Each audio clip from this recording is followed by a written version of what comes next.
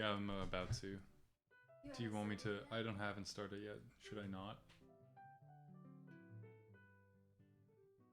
Yeah. Do you want to cut my hair?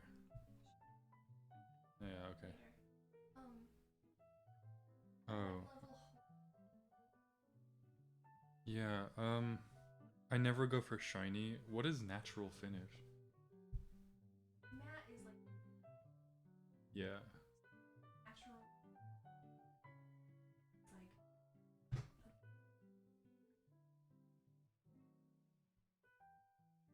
I guess we should try that. I've always gone for matte, but matte ends up being like really dry and makes my hair like feel dry.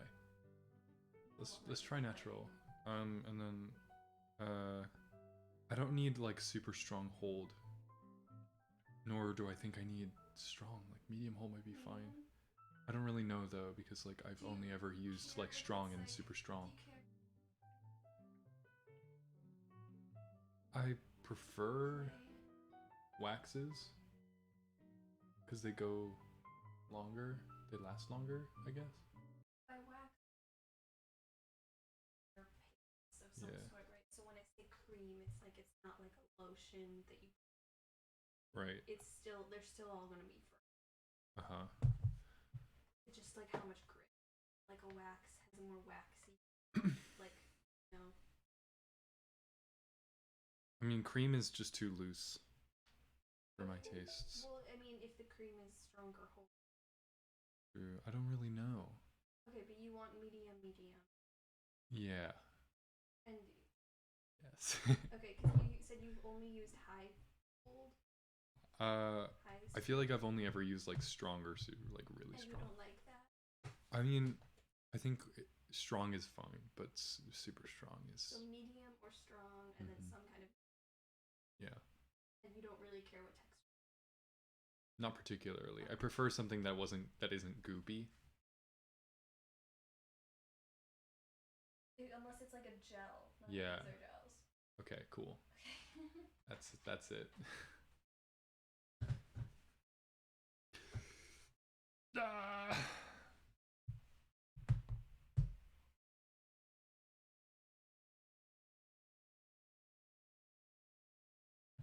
Way to close the door, Rebecca.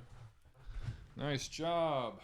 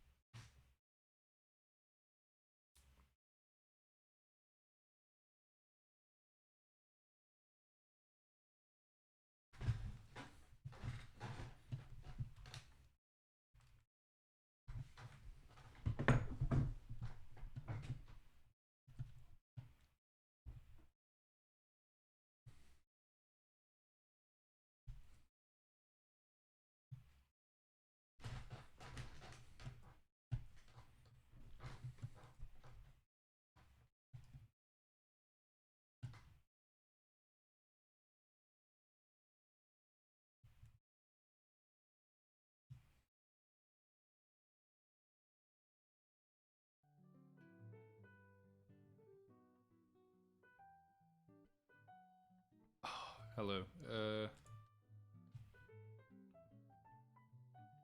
think we're gonna just go straight to it today. I don't really feel like talking a lot. Mostly because yesterday I talked for like 6 hours straight. I'm exhausted still from that, so I'm gonna just like kind of chill out and talk to myself while I kind of code and figure stuff out. I'm I'm still in the early stage of development here. Why don't I show you guys what's going on? So I've got like a nice little basic engine going in pure C, like C11 is what I'm using. It's basically like standard ANSI C99, that good kind of thing. Utilizing the SDL engine, or not engine, but library. Got builds working. I've got like a series of wrapper classes that perform various SDL functions for me, and kind of, yeah, it's like the workings of like a loose engine, so I could basically start working with that. However, I'm curious about, hang on, I gotta make a tweet. I'm curious about Rust. So I'm interested in kind of exploring Rust as a possible language for making this game. So that's kind of what I've been experimenting with today. I'll show you guys what I've done so far.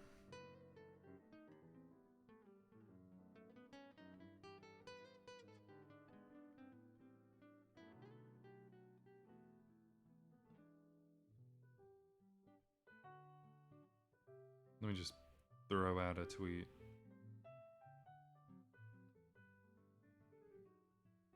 There we go.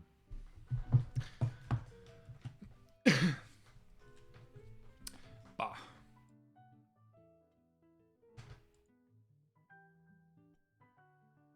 Alright, so yeah, this is all well and good. It's a really good basis for working, and I feel very comfortable in C. So it might be my best choice here. That being said, I don't have any of the nice bells and whistles with C as I would with like Rust, if that ever starts to apply.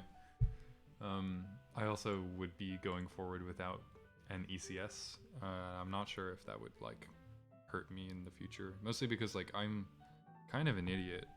Like I'm kind of stupid and I don't understand program structure still, especially like I'm coming from a Unity background, so like I get program structure in that, but like when you're building stuff from just like frameworks and libraries and stuff like that, it is really difficult for me to know what I need and know how to structure things. So I guess I'm learning as I'm going as I do that. Yeah, but we're gonna take a look at this. I've just kind of like got very basic STL context that I'm rendering to here,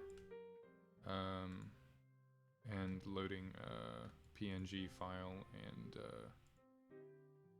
copying it to the canvas and presenting the canvas to the screen, that kind of thing. If I build and run it, I get some warnings about unused code, but yeah, we're you know, we can render a sprite to the screen, so that's pretty good. I got from this point, sorry, from hello world to this point in like a very short amount of time, and that's mostly just because the SDL2 library, the Rust SDL2 library, is has a lot of nice examples. So thanks for that, people who make this, who makes this. Co-brand, Dario, Sanjay. Where's it, Sanjay? Anyways.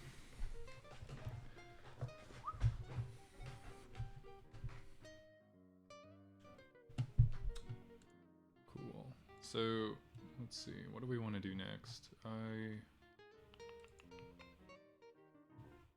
Oh yeah. Sorry, what I was doing before was figuring out how Legion works. And Legion is like basically just you know,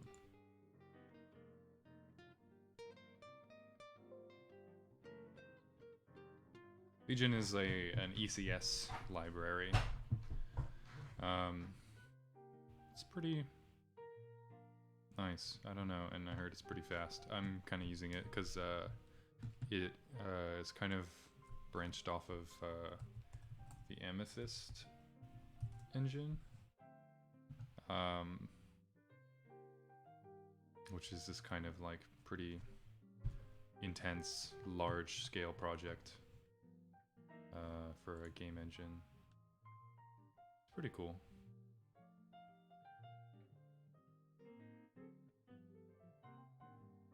So according to the Amethyst people, Legion is a next-gen ECS.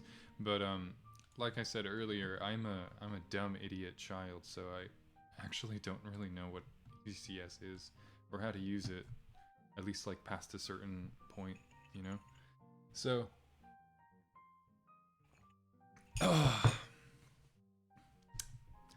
yeah, like I said, learning as I'm going, that kind of thing. I'm also like pretty noob level with Rust as well, so this is gonna be fun and a learning experience, and hopefully my stream title might attract people who know better than I do about how to utilize all of these things and can give me advice, but regardless, I'm gonna be figuring it out anyways. So I've been following, starting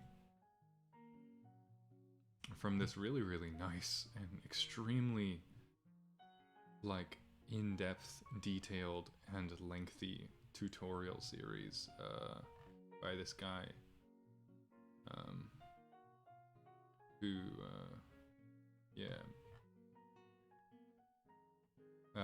who made this like roguelike tutorial. I'm using it as a way of, not of like, I'm not gonna use the tutorial verbatim, right? Like the tutorial itself utilizes specs ECS. I'm using Legion, so the syntax for that is a bit different. And it's also using this guy's what is it, RLTK, custom like windowing roguelike toolkit library that handles all roguelike related stuff. It's kind of like TCOD or something like that. TCOD. Maybe a bit more opinionated or something like that. I don't really know. I'm not using this. I'm not using this. But the concepts that he talks about will sort of semi-broadly apply to what I'm working on, so I'm gonna just kind of follow it. One thing I'm looking to kind of put in here now is, hang on.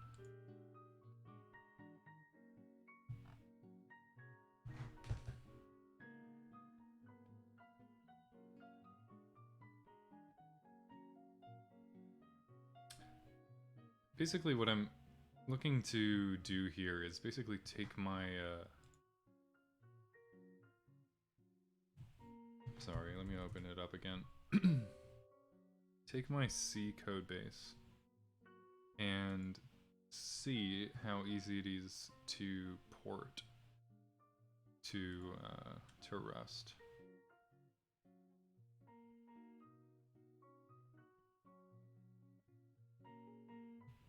Ugh.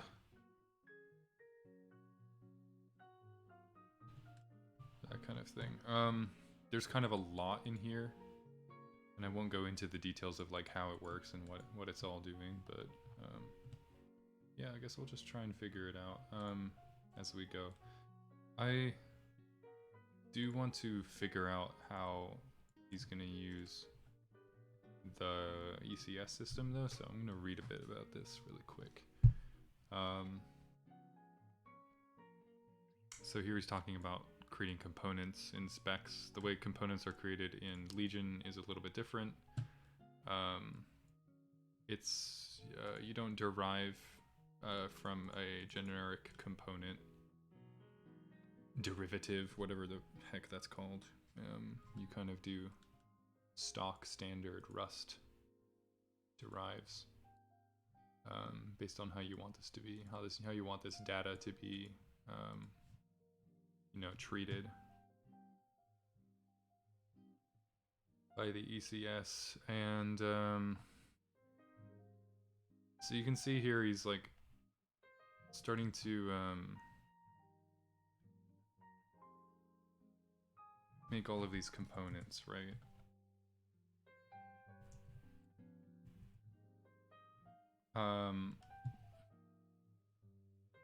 It's kind of the hallmark of ECS design, right?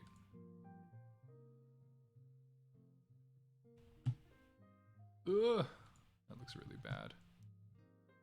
Sorry. So yeah, components are kind of this hallmark of ECS, of the ECS paradigm, if you will. So you'd have like a generic component for storing the data of a position. Anything that can have a physical position in the game world on the screen will have one of these components attached to it. And then anything that can be drawn to the screen will also have a renderable component. So you can see how things kind of get split based on their functionality. It's kind of like there are parallels to see. I don't know, right? Like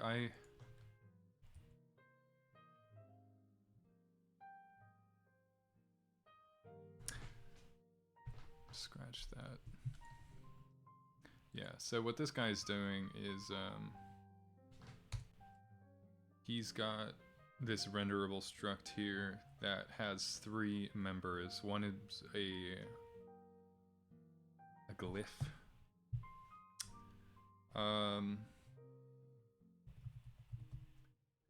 But we don't have access to RLTK, so we're gonna have to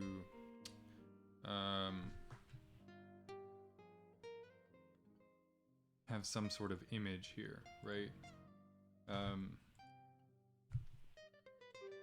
The way I implemented images in my C engine is kind of like this.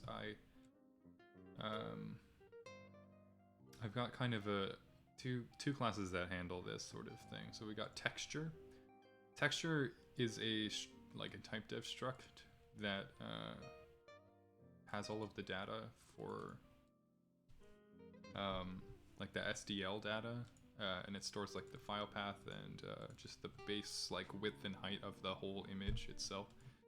And then we have a bunch of functions that are associated with it. And yeah, you can kind of notice from this is how I like to code in C. I'm not sure if it's good, but it makes sense to me, especially coming from OO backgrounds, where I have type def structs for handling the data that I'm interested in, and then functions that are associated with them that are kind of named in such a way to denote almost like a class system. It's not really a class, but it kind of functions that way.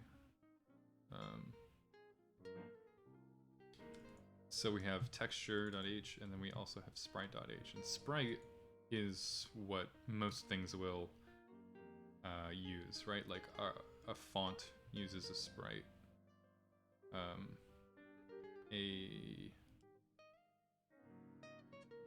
An animation will have a reference to a sprite, right? But what is a sprite is, a sprite doesn't actually have a, it doesn't store any texture data. You'll notice that there's no reference to an SDL texture in sprite. There's not even a reference to a texture in sprite. Texture is kind of handled globally in this list of textures. I have these kind of global lists for things that need kind of fairly wide access. Right now there's only 1 in each, but as I add more things to them, these numbers kind of go up. And so instead of having a reference to a texture, a reference to an SDL texture, we just have an enum here, or an enum, an enumerator, which is like an index that you can set. So these are also something that I have to update when I add a new texture, but yeah, this index is kind of associated in code with the first index of this texture list here, which happens to be, if we go into main.c, oh no, core.c, which happens to be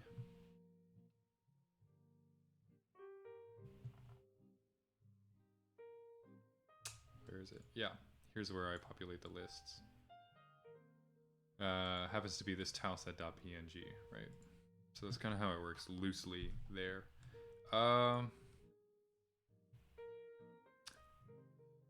So what I'm curious about with this guy's tutorial is like, is he just kind of using this font character type for everything that he renders, or does he start going into images?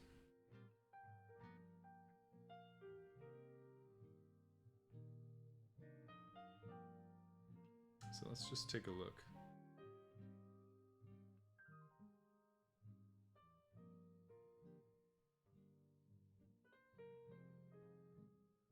Yeah, like, is that ASCII text? I can't tell. It's really difficult for me to tell if that is just like same text glyphs, right?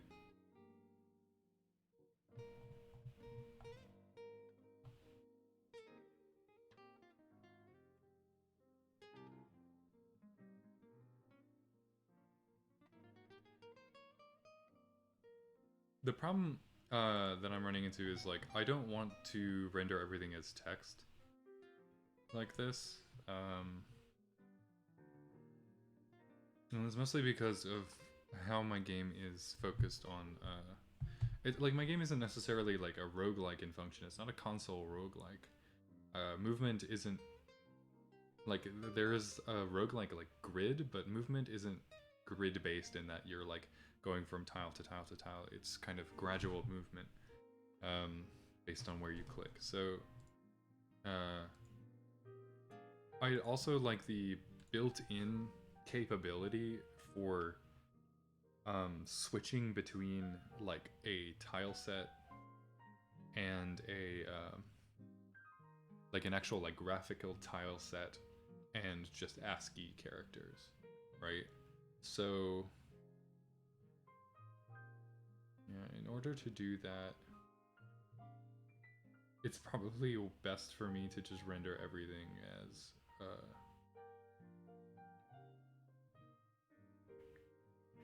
it's hard to tell, actually. I'm not really sure. What I think I should do is have a kind of separation between like text and then game graphics, and have them be completely separate, right? Like text is only ever going to be something that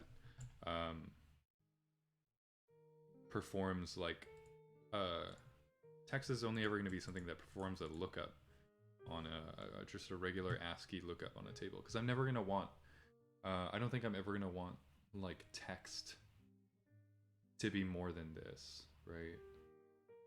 I'm not interested in implementing emoji and stuff like that, right?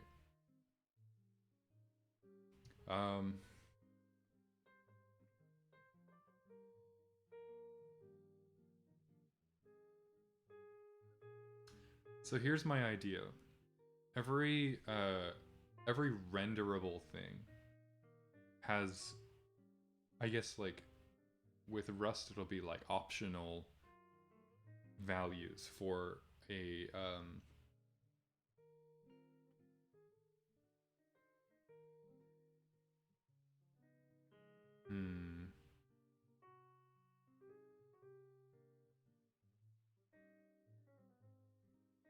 not really sure how to do this. No, yeah, it'll have either an optional reference to like a texture index and an associated like lookup key, right? because I'd like everything to be, I like all of my textures and sprites to be like at list, like this. Things to be together. I don't want individual files for every sprite that I'm going to render, so we can have either a reference to, yeah, some kind of texture, or, yeah, a texture and, here, let's just actually write this out.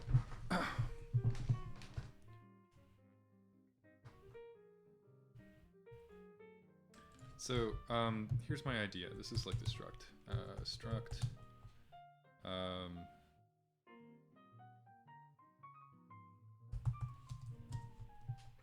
Would have, something like a, how does, hang on, how do enumerators work? Again, in Rust, what's the syntax for them? I always like forget.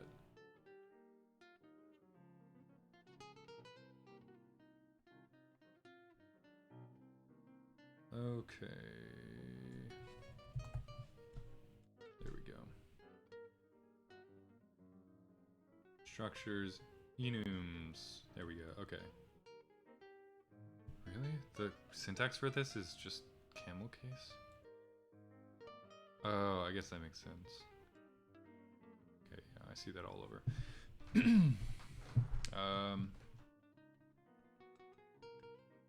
So how that would look in my case is we'd have an enum. It would be like ASCII tile set, right? Something like that. And then this struct that holds data that's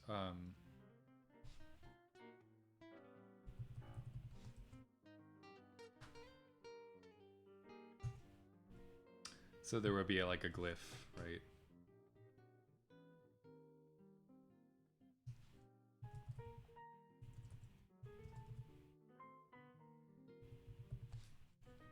And a glyph would have a reference to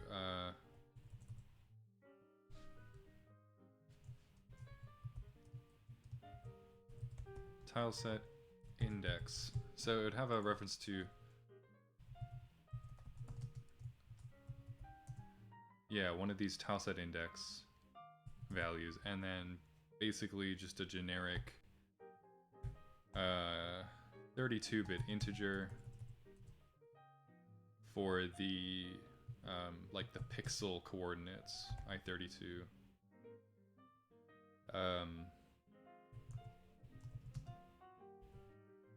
That kind of thing, right?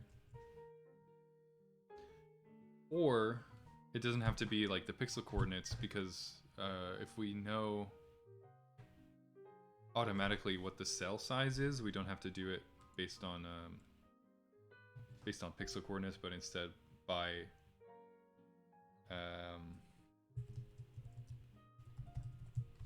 like this, right? X index, Y index, that kind of thing.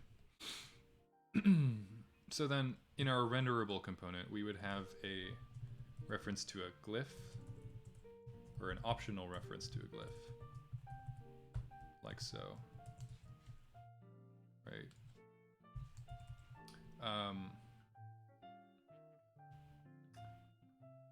We don't need X and Y anymore because we now have an option. Yeah, we have this reference. What is going on here? Whatever. All right, and on top of that, right, like it would be cool if I could represent everything as an ASCII character, just for fun, right? Cogmind does this, where you can like press a button, and let's fucking demonstrate. I'm on a stream. It's better to show rather than tell, am I right?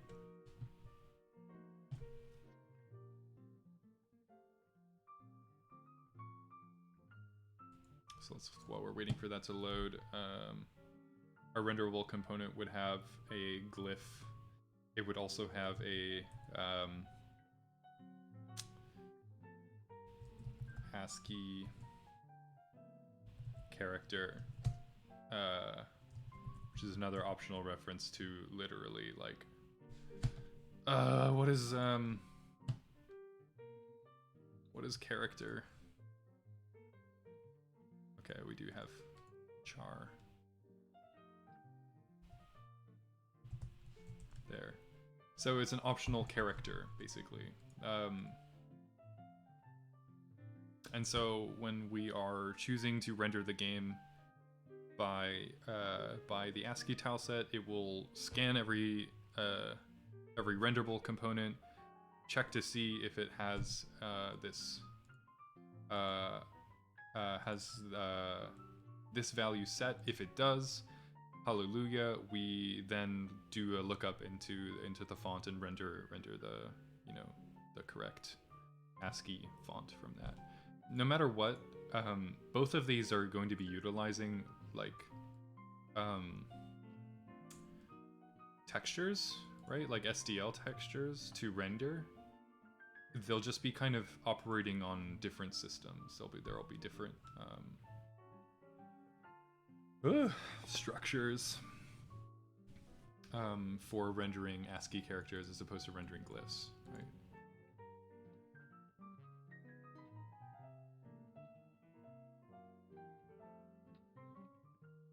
Does there need to be, though?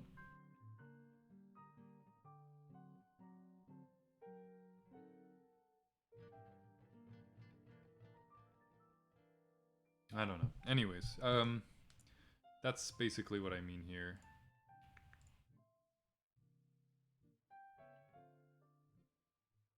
So going back to brackets tutorial, on top of having some reference to a glyph, we also have foreground and background colors. So why don't we code that in as well? I always prefer to be more verbose and explicit than doing stuff like this. Just because, like, I find it, like, I don't know, I can read it better even if there's more text at a glance. That's just me personally, though. So, we don't have necessarily a color class, right?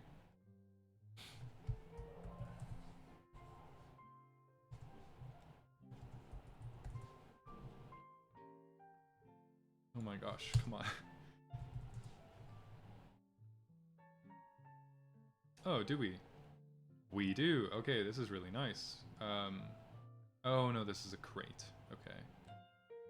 So there's an RGB crate. I don't really like that.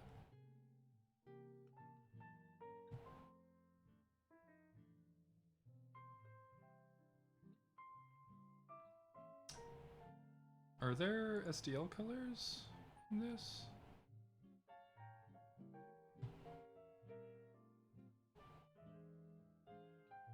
Where do I find that out?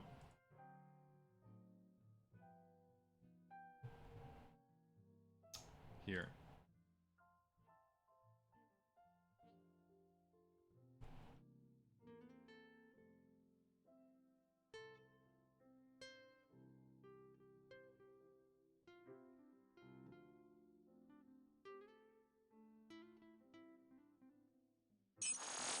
Whoa!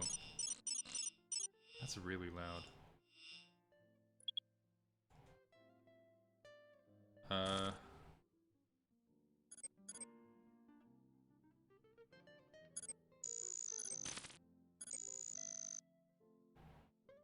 That is so loud. Oh my god.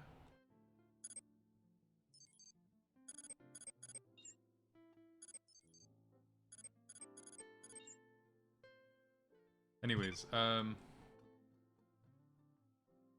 y'all see this?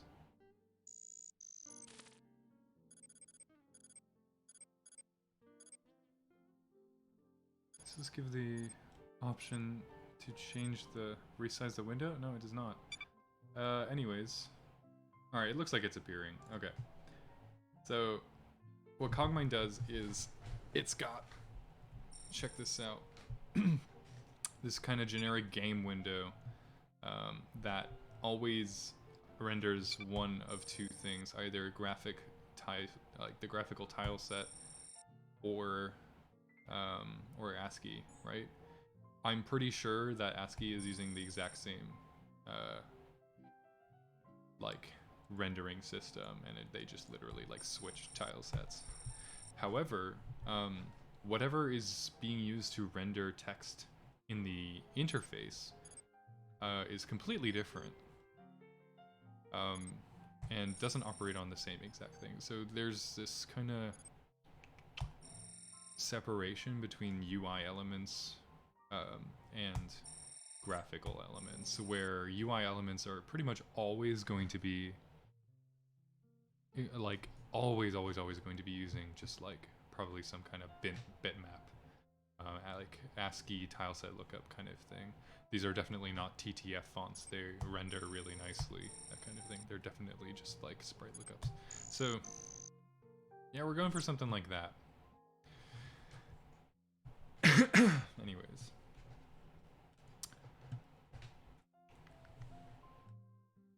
So RLTK has an RGB class. I'm kind of curious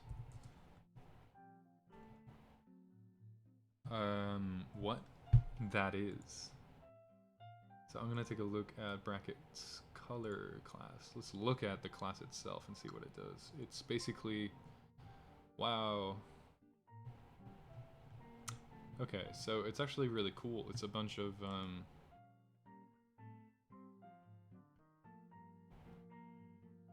basically a structure, an RGB struct, and then a bunch of functions that operate on that struct, mathematical operator overloading and stuff like that. This is really cool.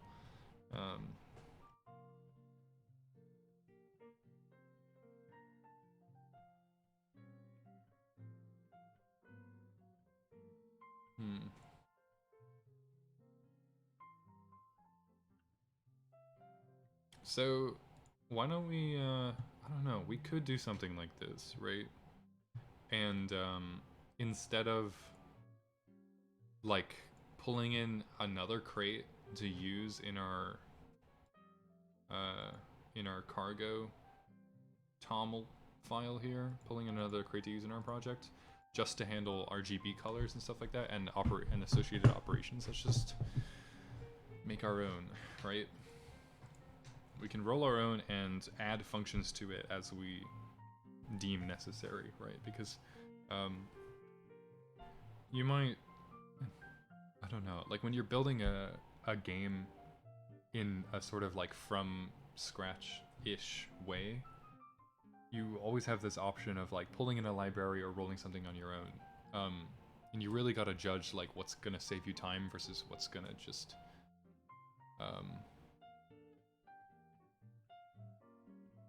I guess like be convenient but add a lot of bloat to your code base.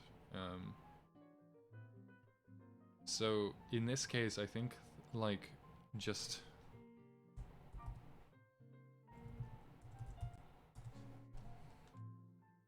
pub mod RGB. You know, this is a module, right?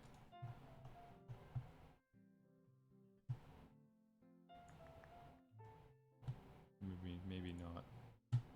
No, it's not a module. What is a module again?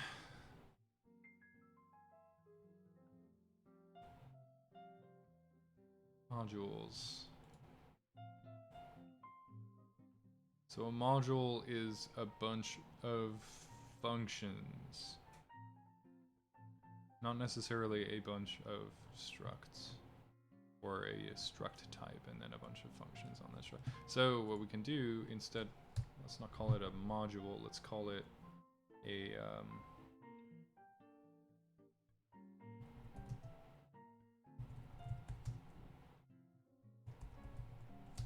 let's literally make a public struct.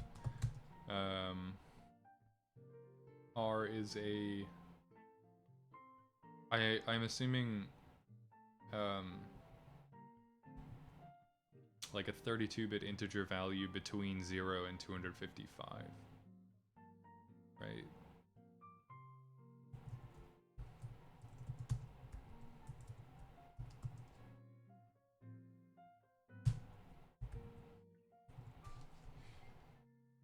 So there we go. We got our RGB struct. It has no functions on it whatsoever. Like, we cannot perform any operations on the values, but we can use the values, right? We can use the RGB struct. How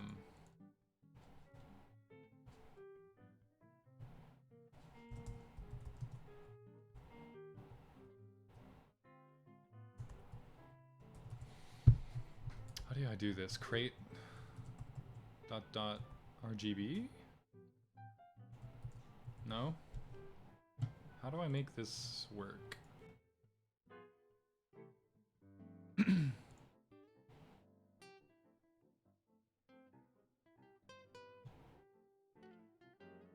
Yeah, he's also got an RGBA class.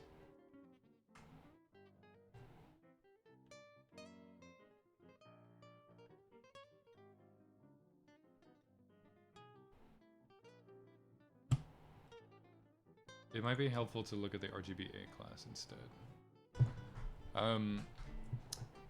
There's pretty much never a situation in which I don't... Like, never a situation in which I'm not gonna want an alpha value, right? I don't really know.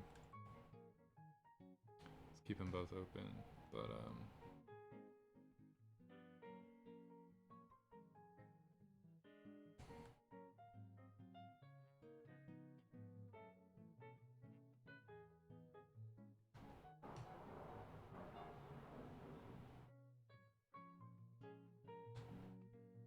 this is weird.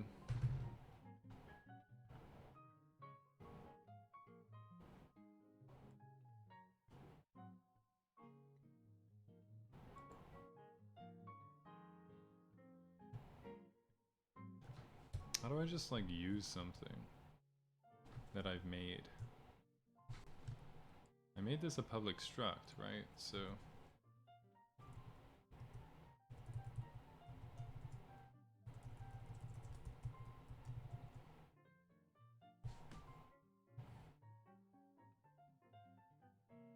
I don't understand. I'm confused.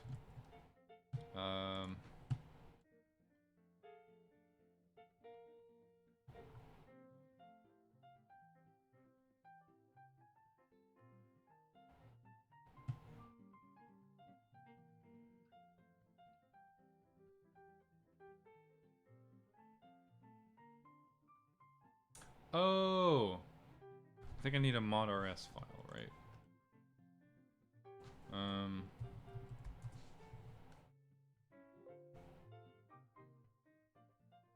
Let's say we have RGBA as well. Just for fun.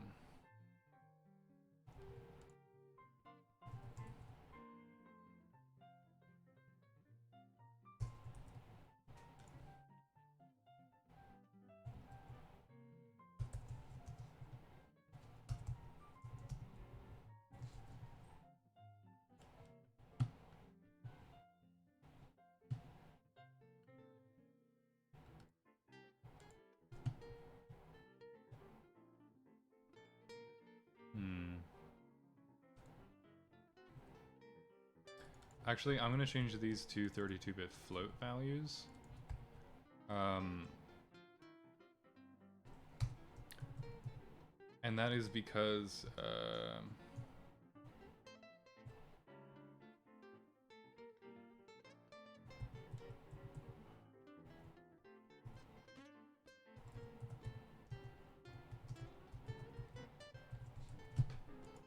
I want this to be 0 to 1.0. Basically. Rather than 0 to 255, because it's easier as a user to type in a value between 0 and 1 than it is to type in a value between 0 and 255.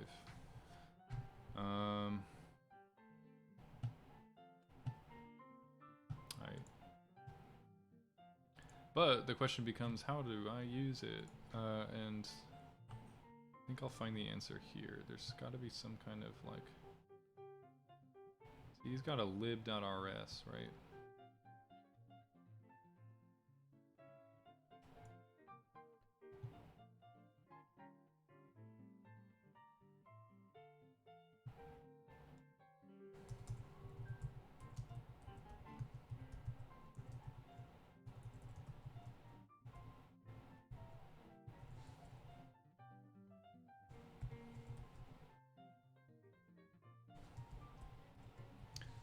How do I get access to this?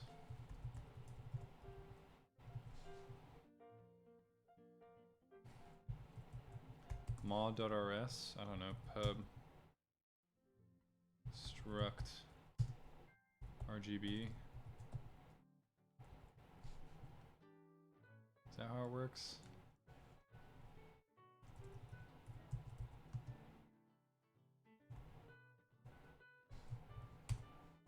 Hang on a bit. Create? No. Pub use. Create.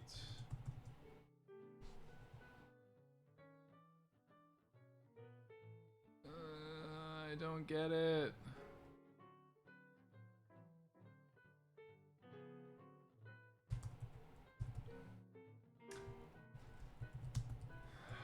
Hang on, I'm just like messing around with this.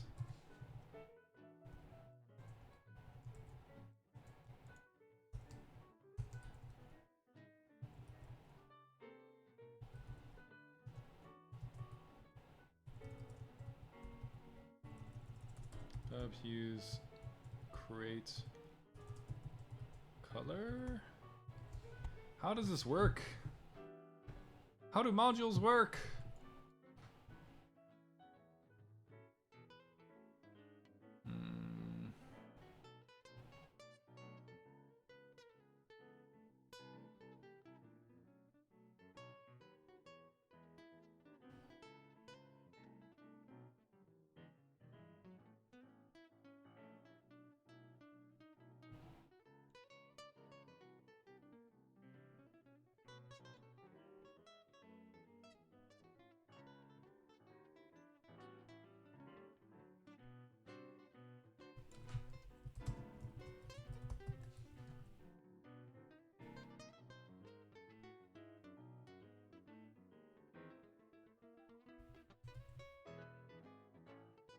Is that how it works?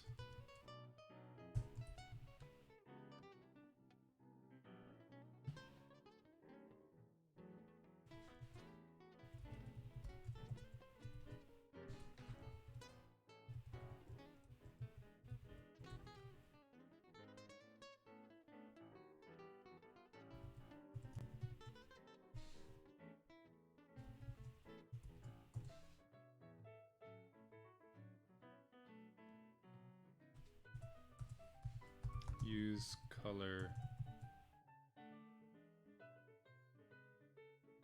dot color.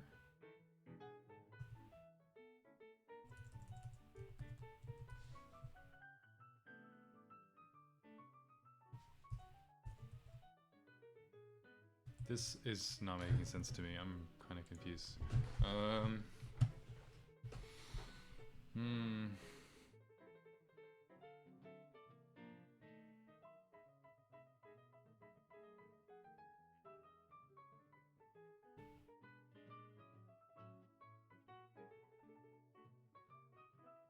I shouldn't need a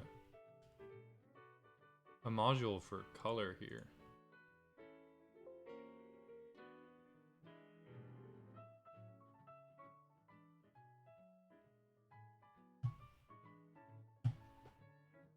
Yo, but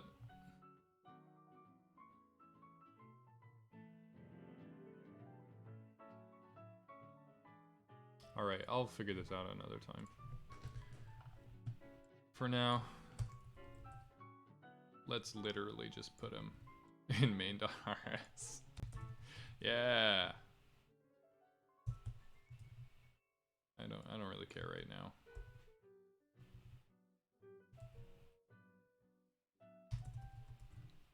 We'll get to it at some point once I actually figure out how to write Rust. Haha.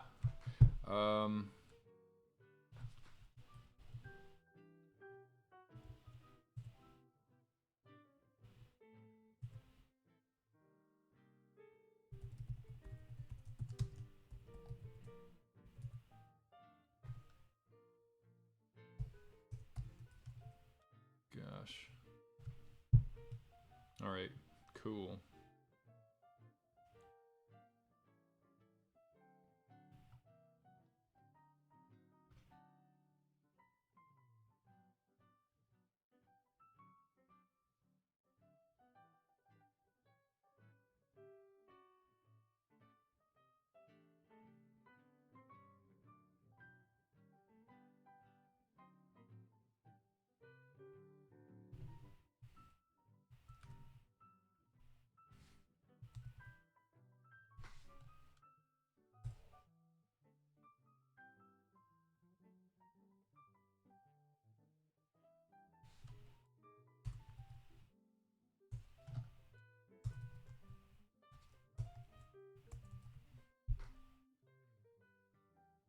Cool.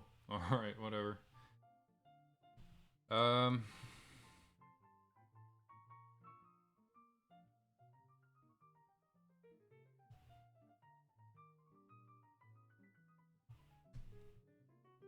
We're gonna need the copy for this as well.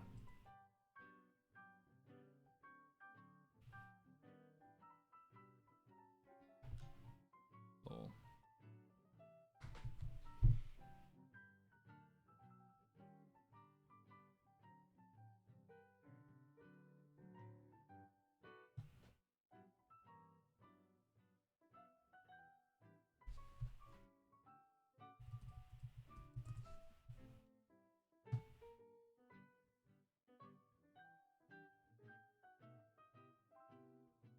Alright, I'm gonna take all of this core logic and throw it in here. Right.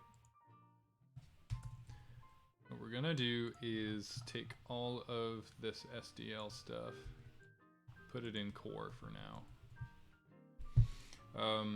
I would like to clean up main as much as possible. Let's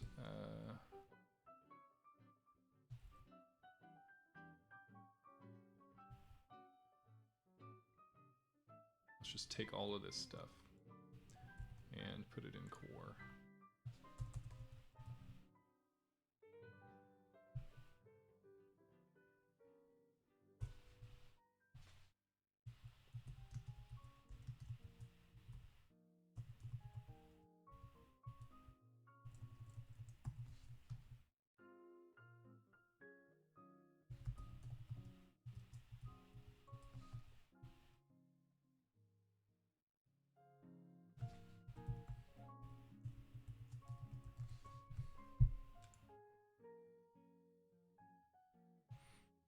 Oh, whoops, I can't use core as a naming convention. Alright, let's rename this to something. Engine. There we go.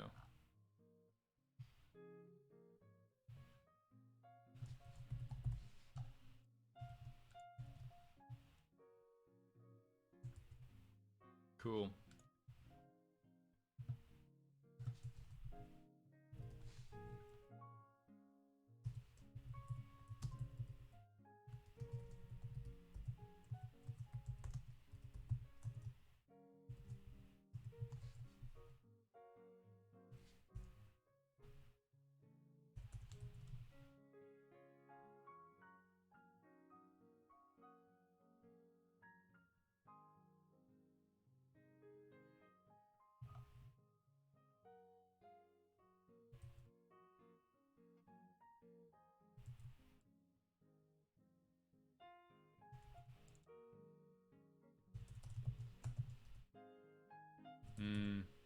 There's no engine in the root.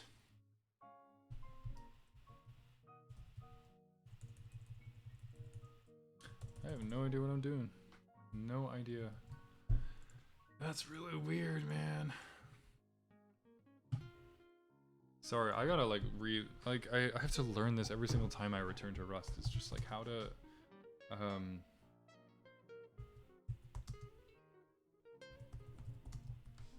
like use shit from other files. I don't want it to be a module or anything. Pub use type in your mod r.res.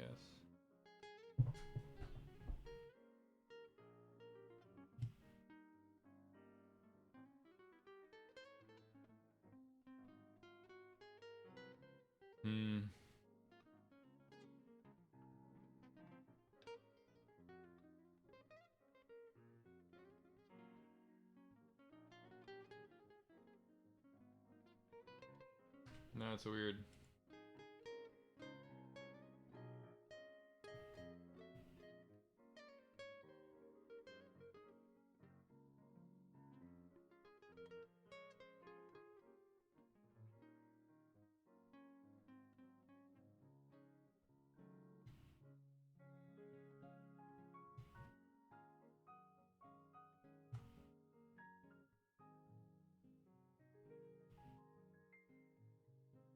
Weird.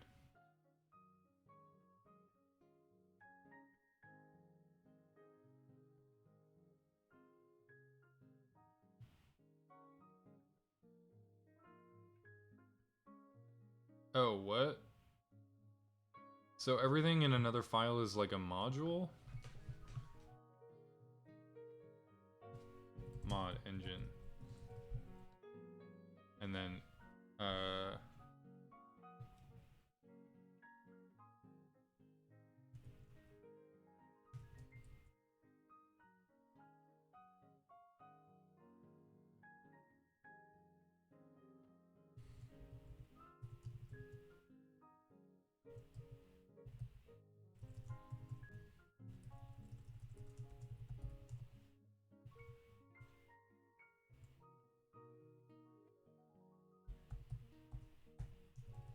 I still don't get it. Oh, these aren't public, right? So.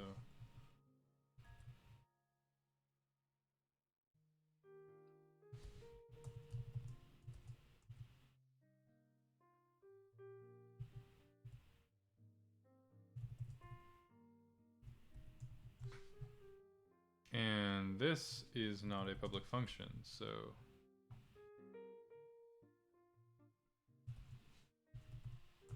Engine.engine dot init. There it is. Okay, cool. I figured it out. So why don't we trim the chaff here and go pub use. Sorry, I guess this has to be. It makes sense to have this higher. Use engine. There we go. So we can just call init. No, we gotta call engine init. There we go. Oh my gosh, that took way too long. Okay, cool. I understand it now. What happens if we remove this and save? Does it? Okay, that makes sense.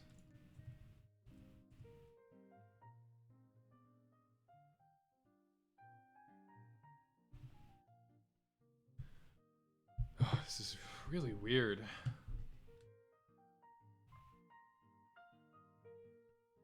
Okay.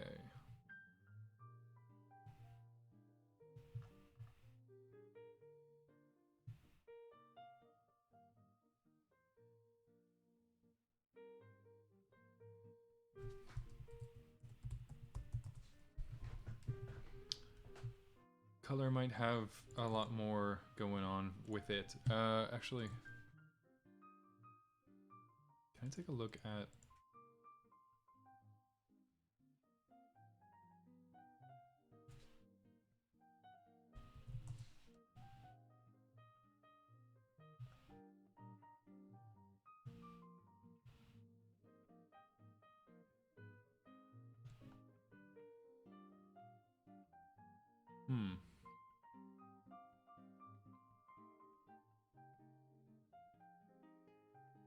Oh, wait a second. This does allow for... like, custom images. That's weird. How does that work? Geometry? No. RLTK?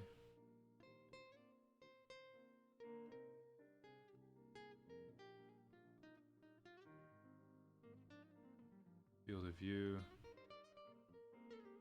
Layered tiles. Oh.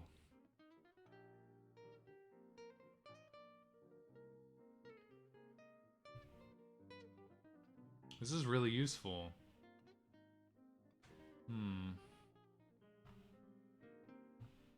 Should we use this? This library?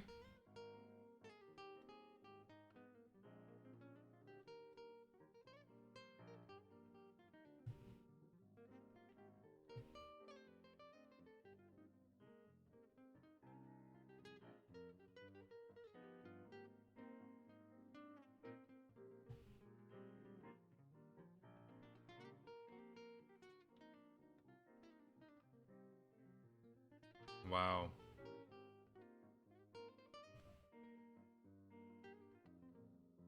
These are incredible.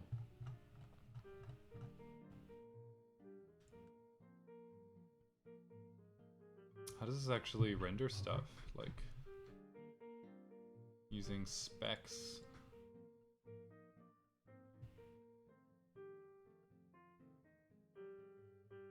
OpenGL, curses, cross term,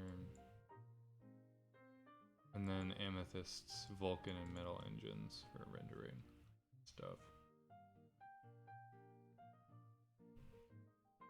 Okay.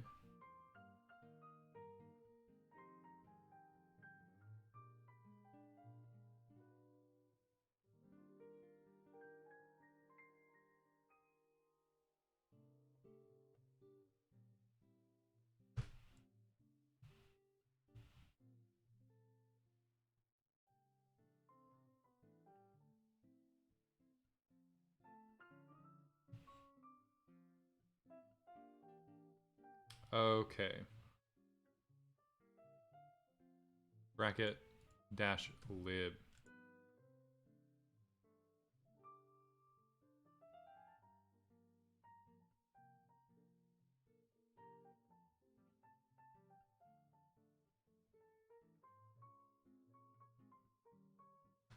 Weird. TK.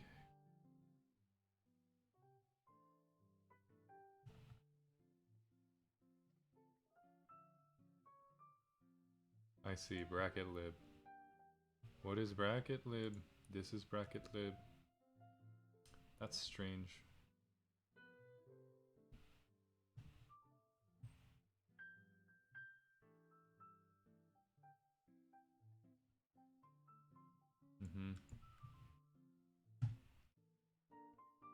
Terminal.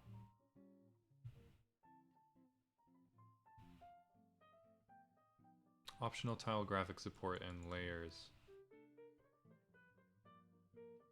This is really fully featured.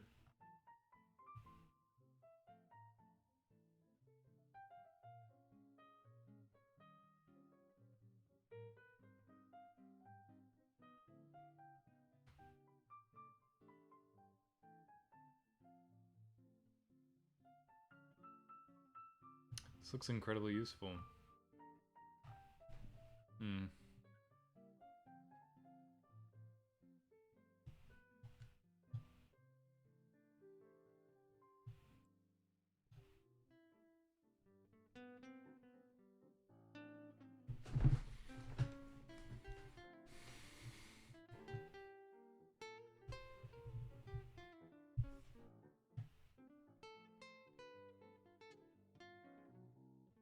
Game loop based, so it's ideal for frame oriented game programming. Okay. Graphical backends. This is really nice.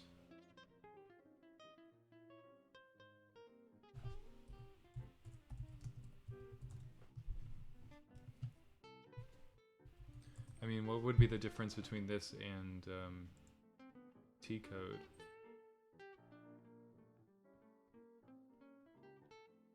Right?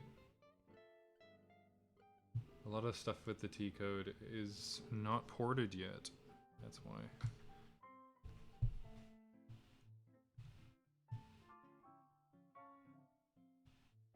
So I could theoretically utilize bracket terminal for like most of my stuff.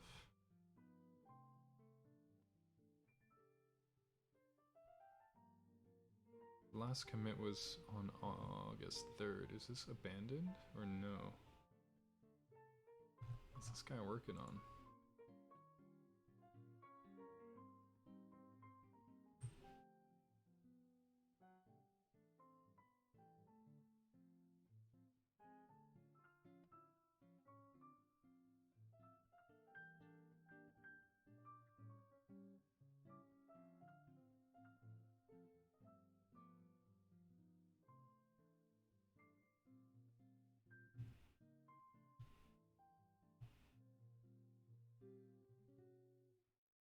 That's really weird. Why?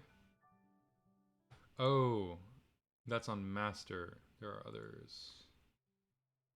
When is the last?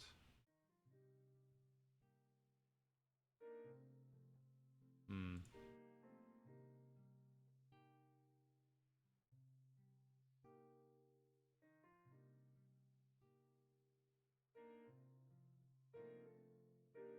Why is it saying that he worked on this like 19 days ago? That's strange.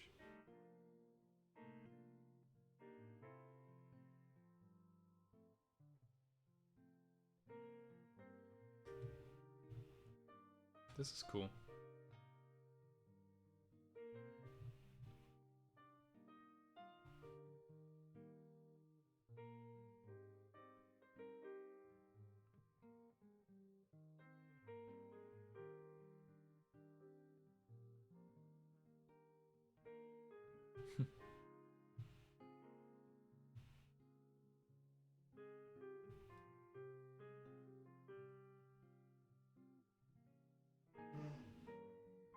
Wow.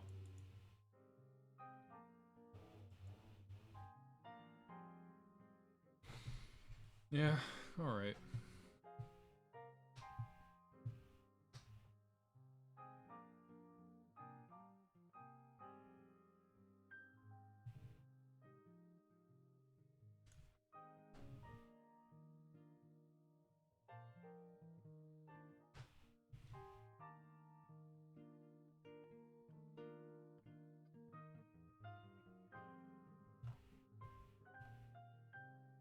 It's got a lot of contributors.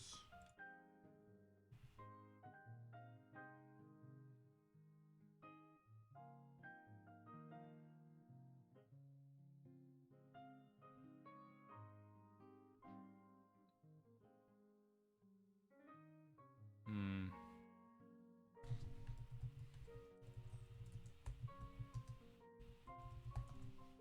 Let's look up a little bit more about this, because it might actually be advantageous for us to use RLTK. If it does a lot of the stuff that we would need anyway, and has an ECS like built in, or like has the consideration for ECS built in, it might be good to just like go with it.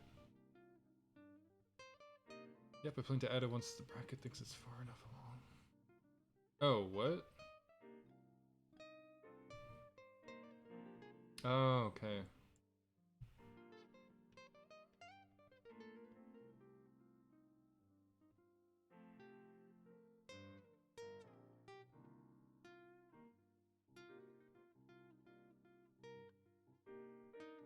Doesn't support custom fonts?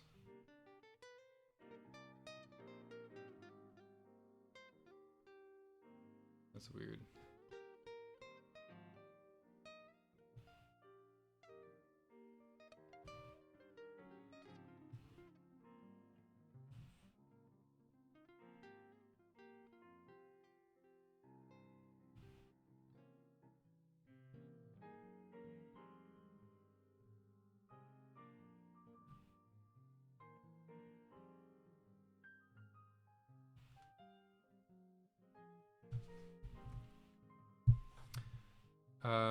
Okay.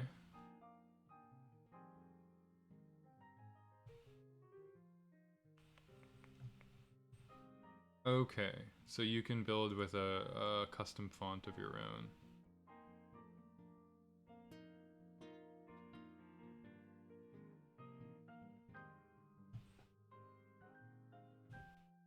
I think. Let's find out, actually.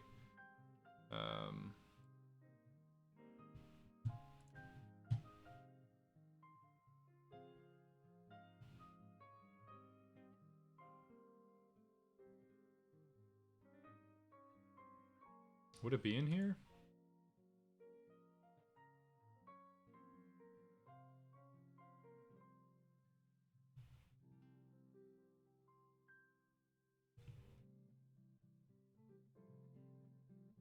Resources.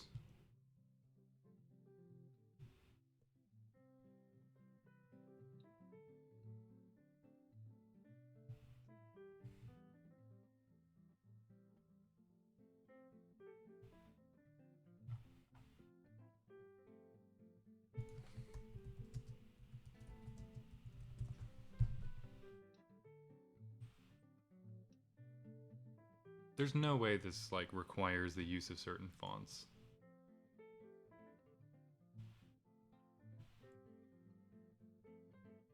I mean, it probably searches in there. Yo, man, this is hard to discern, honestly.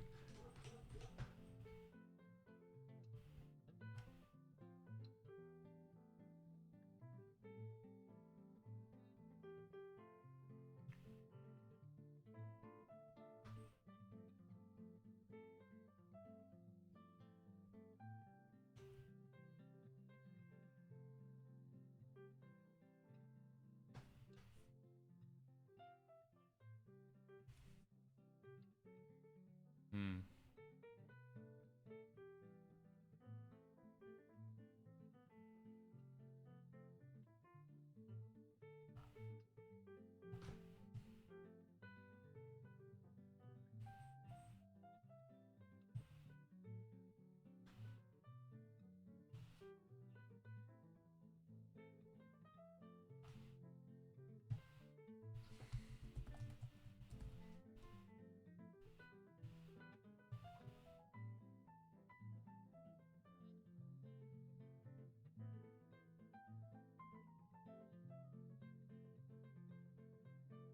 Alright, let's look at this function with font. Font path.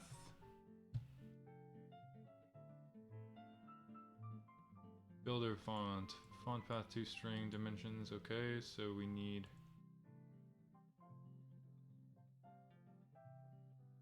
builder font.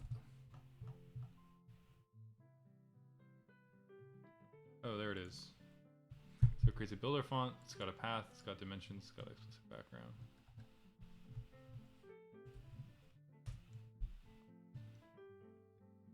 And then what does it do with that path?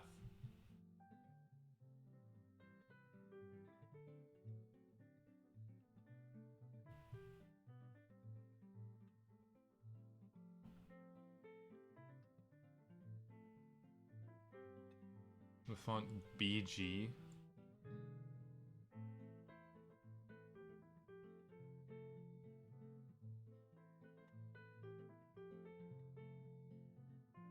I don't know.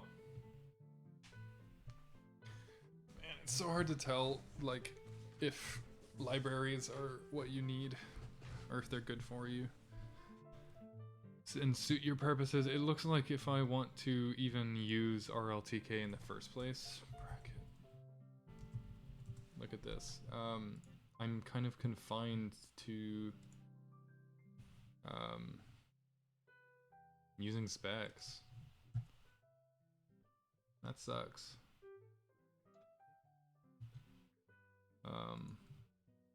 Yeah.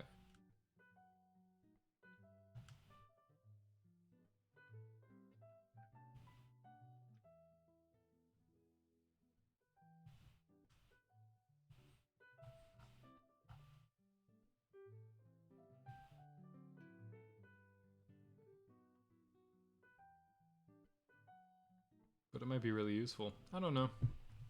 Don't know.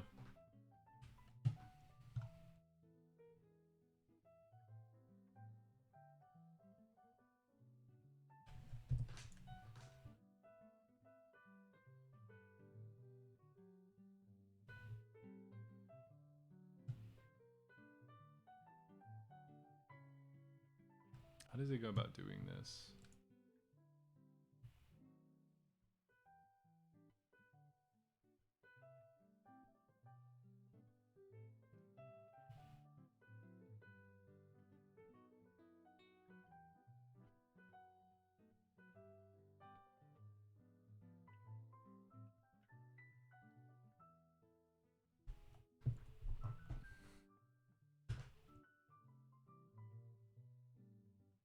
Hmm.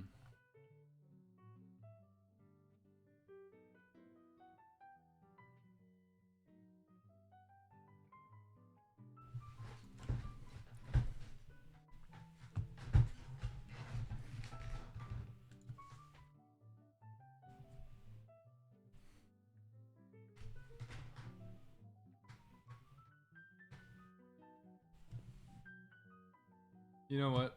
Let's just kind of ignore this for the time being. I would rather build this like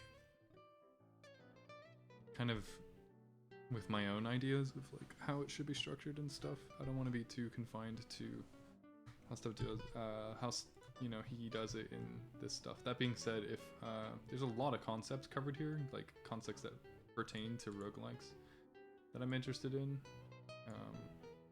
So I might look at those as I go along, but for now I think I just could spend all day looking at that and get nowhere.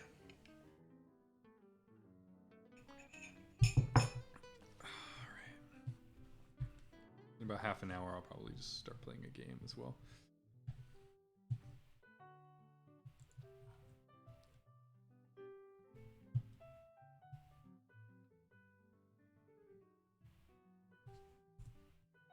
Alright, let's start splitting the engine code into associated functions. So instead of just having this giant big init function,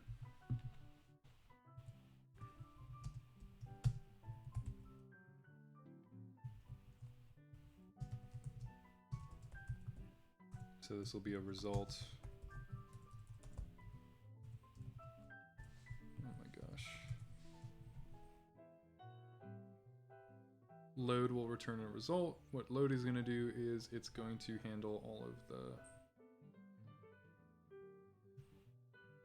So init should handle all of the window context creation. Then...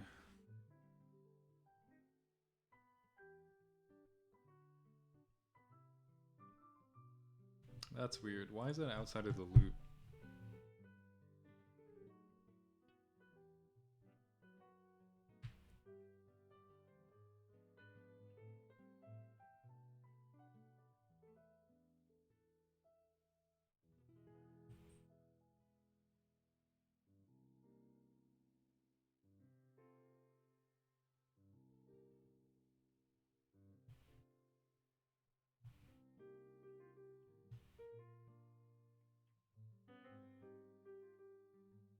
You know what?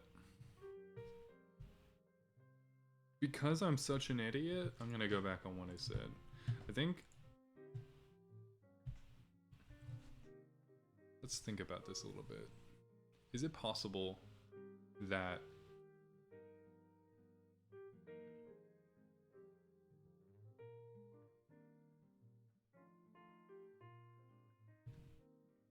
How does he handle movement?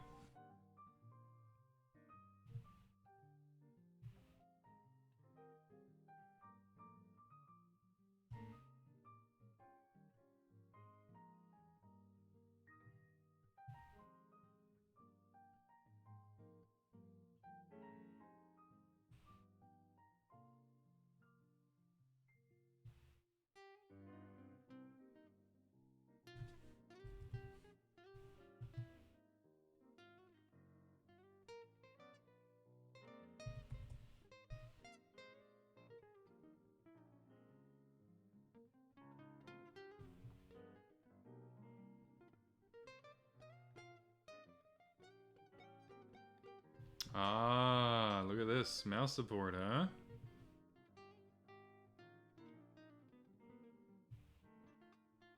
Hello. Wow, you can do a lot with this. Yeah, alright. I'm a big dumb idiot.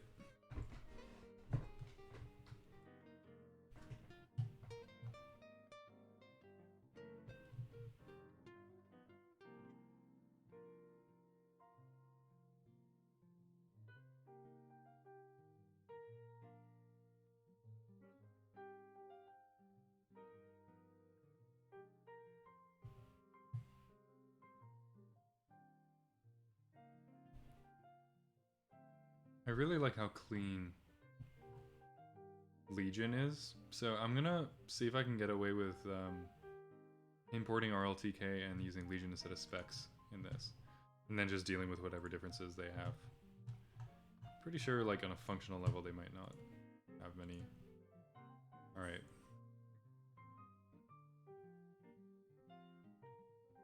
I think it's probably for the best that I don't like build everything from scratch in Rust specifically. When it comes to C, like whatever, I'm comfortable in C, but Rust, I'm such an idiot with Rust. Like, it probably will pay dividends later on to start with something a little bit more structured, because like I need something to learn on, right? So let's just kind of get rid of SDL here and trust in Rust.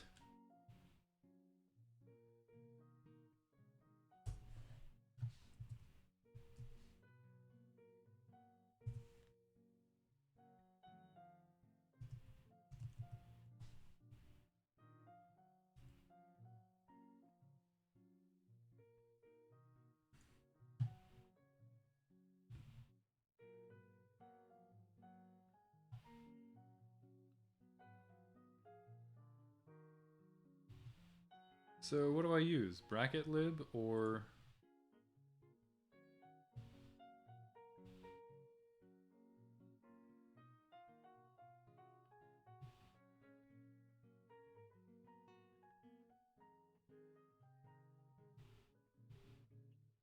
It's kind of funny that he's like telling people to use RLTK instead of bracket lib. Wait, hang on a second. Crates.io.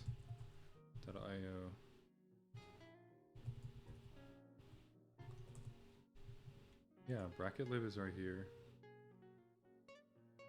Last updated 6 months ago.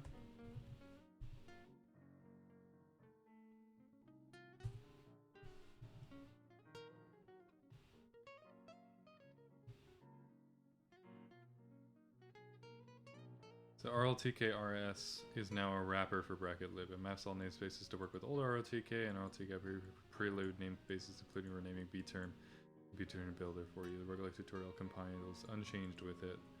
Okay.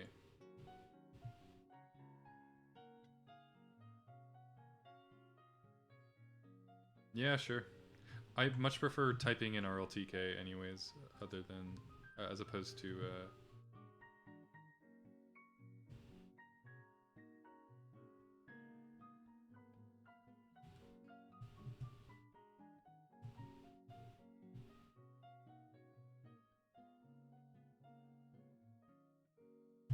yeah, as opposed to bracket lib. On top of this, let's run a cargo clean really quick. Oof, that's a lot. That's a lot to throw away there.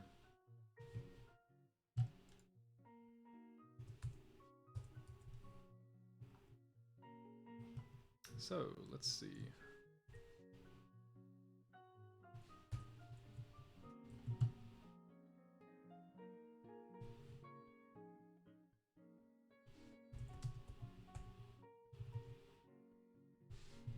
What are we using here? Game state, RLTK, RGB, virtual key code.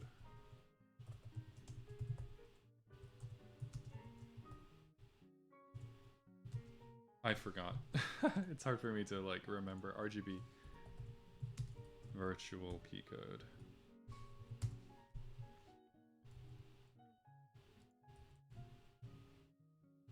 All right.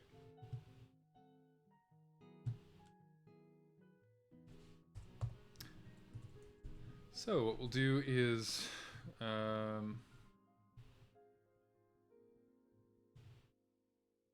start completely over.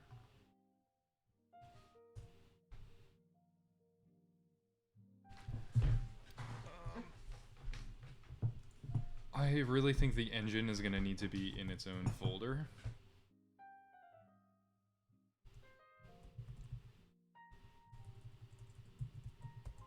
It really is going to have to be its own module, so why don't we just set that up right away.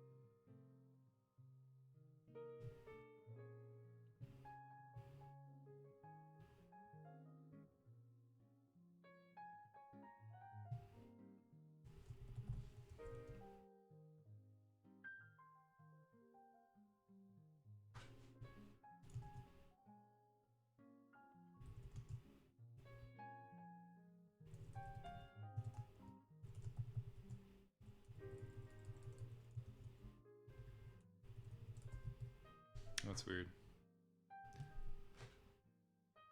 Oh wait, didn't move it into there.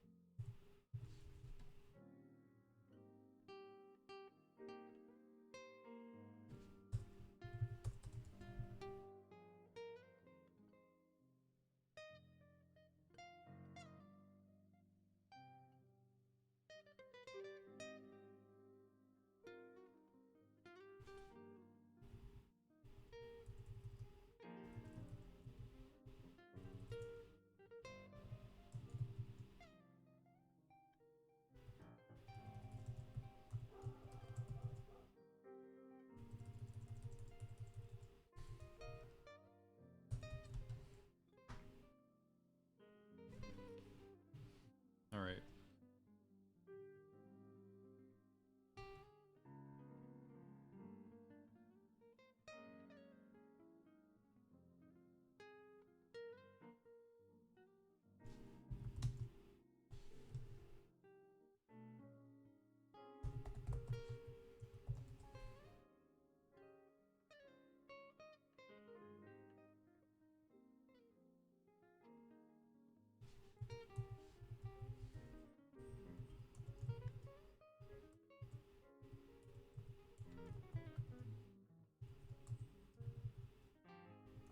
That's weird. What am I doing wrong to make that happen? So that works, right? But now I'm calling engine in it. Modules make no sense to me.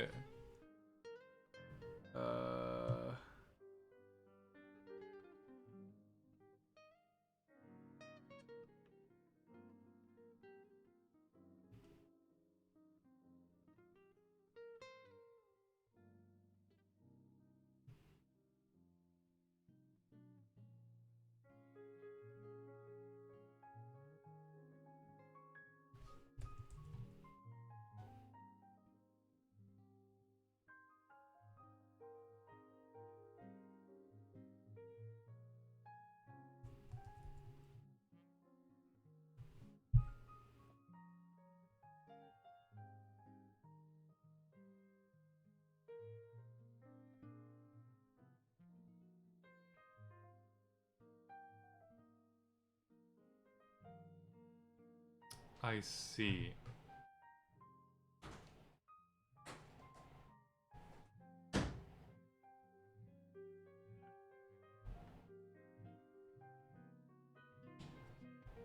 One second.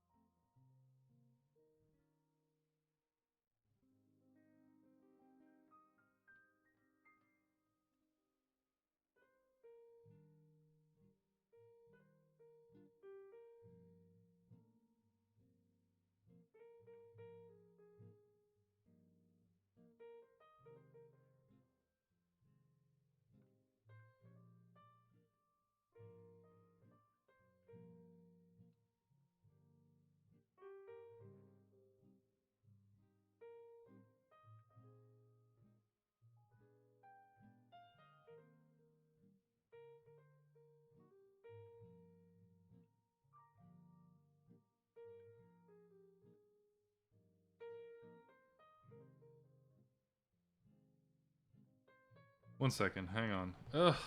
Okay, back to this. Yeah. This struct doesn't make sense.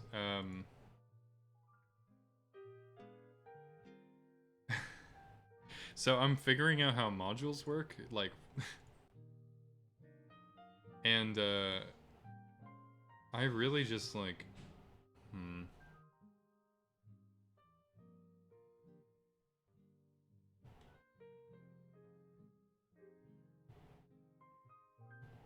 I'm not entirely sure where to put stuff yet.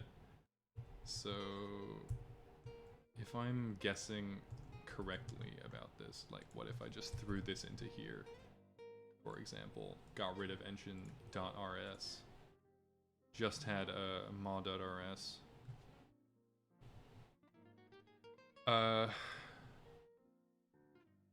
Yeah, I could do this with a call to the engine. I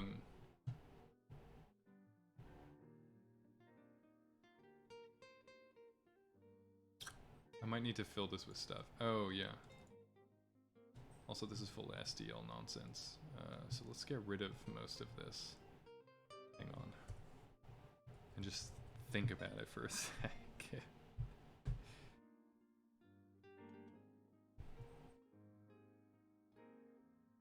No more mod.rs. Oh.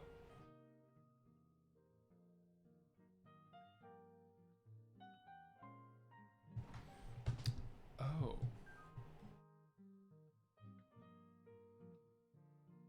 Yeah, because I don't really like having a mod.rs and putting stuff that I need to use in it, like functions and stuff like that. So, I just took this out.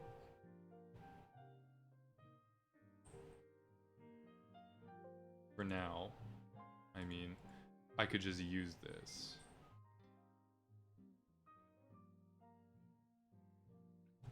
Like so. Alright, cool. Thanks, man. Yeah, that did help.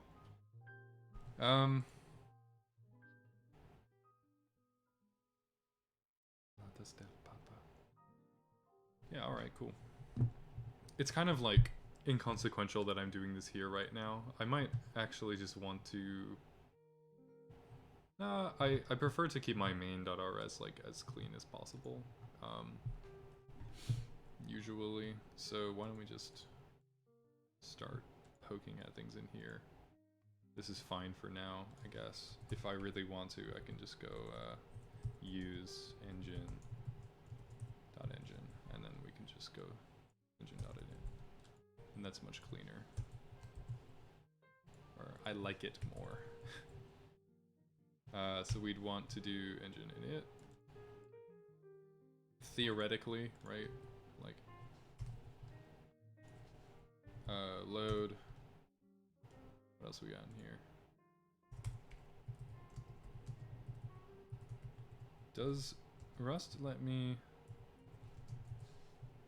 name stuff just straight up loop?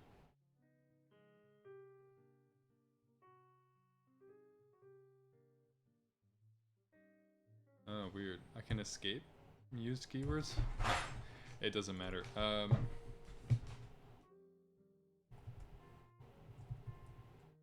kind of thing. There we go. No point in having this return value for now. Oh. What the heck? This is hacking, man. This feels wrong. So I can I can just literally call a loop. Wow. I feel like it's like, I feel a little dirty doing this, if I'm not gonna lie. Especially like coming from a C background where function names are so gosh darn important.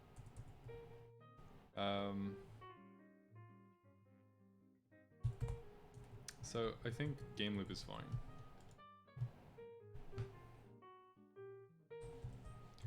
This kind of thing. So we initialize the engine, we load the resources, and then we loop.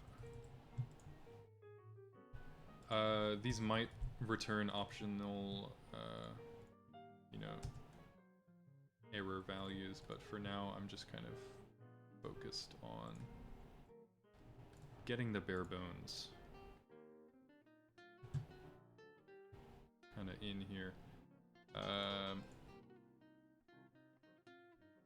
Alright, cool. What the hell?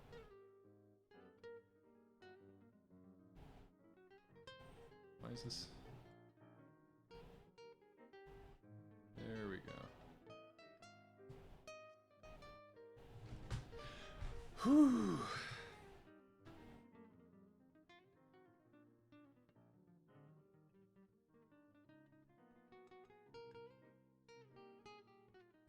Prototyping? What do you mean by prototyping?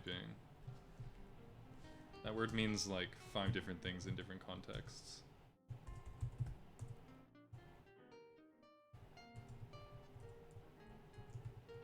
Yeah, I can have it return a... Sorry, what is this supposed to be again? Ugh. There we go. Something like that. And then it returns an okay at the end. Just very basic. It'll be faster to just copy paste this like this.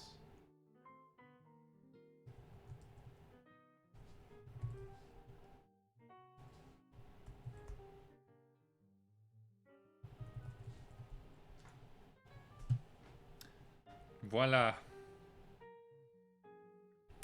Yeah, it's just placeholder for right now. I'm gonna change it once I figure out what RLTK is kind of what they like to do for errors here.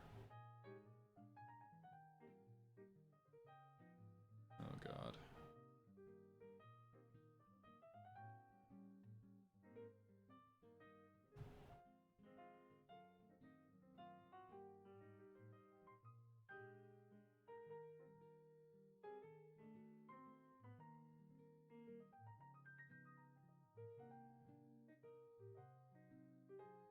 Alright. Moving on!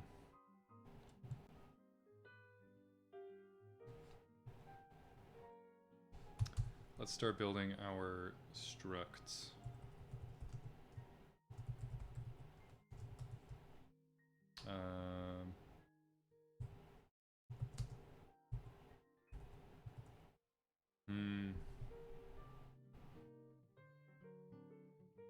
Alright, so I'm doing this a little bit differently. Normally in a roguelike, the position of everything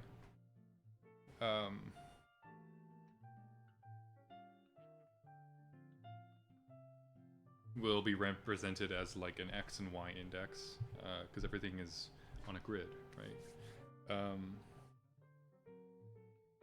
However,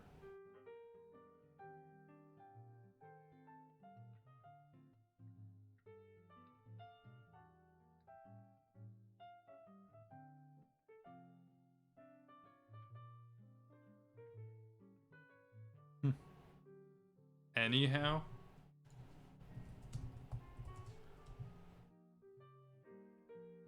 yeah, I'm...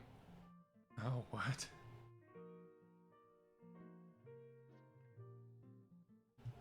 This is kind of funny.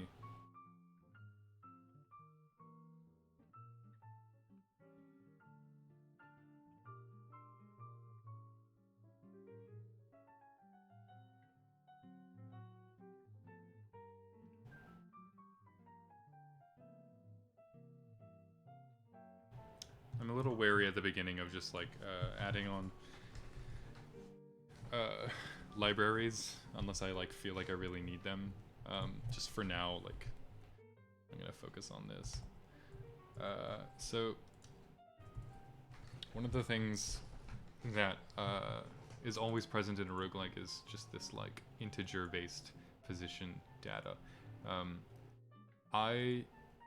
The game that I'm working on is kind of everything is based in a grid, right? So everything that will have a real position in the world will have knowledge of its grid. Grid position, basically.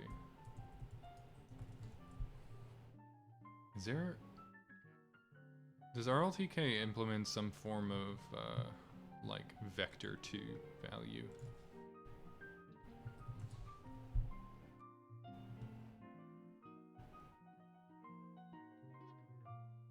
Geometry.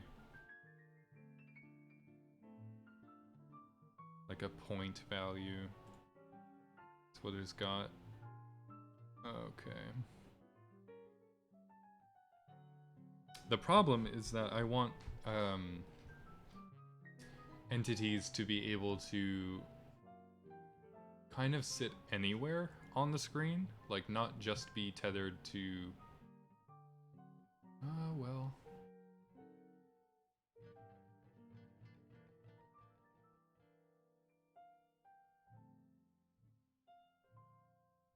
You know, if everything's kind of tethered to the grid, I could still have things move in a non-grid-like fashion while still having everything represented as a grid value. For now, that might be fine, because ultimately, focusing on like clicking-based movement,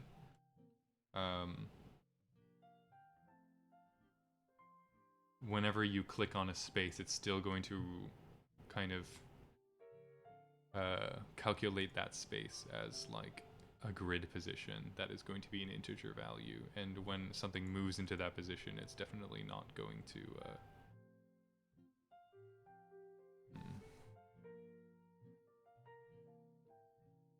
yeah, it's definitely not going to need to... Alright.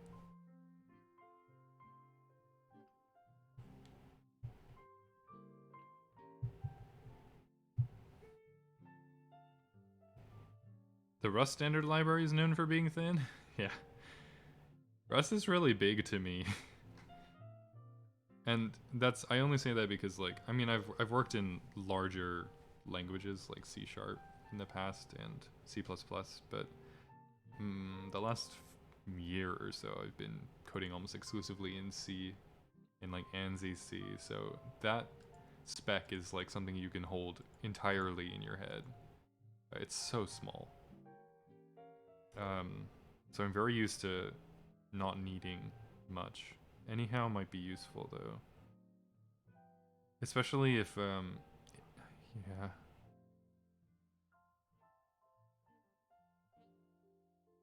Yeah, that is true. I guess anyhow does sound a lot better than...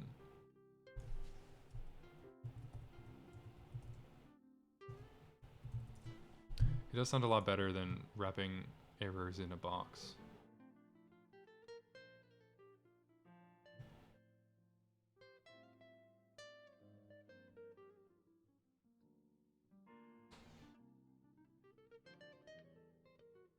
As the return type of any fallible function. Within the function, use...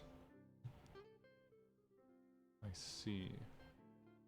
So it will... This, for example, would return a result that is kind of rooted in, based in the class that it's in. Right? And it would just return a generic error? This is kind of cool. Alright, let's just get it. That's fun.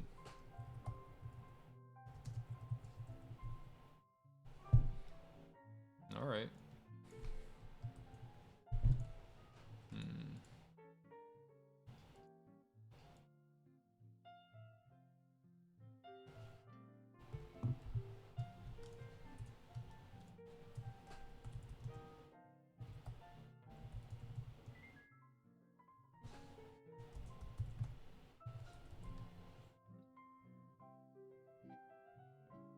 Whew. It's taking a while to build everything, now that I got anyhow in here. Alright. So now we can... What, just throw in an engine result? Like so.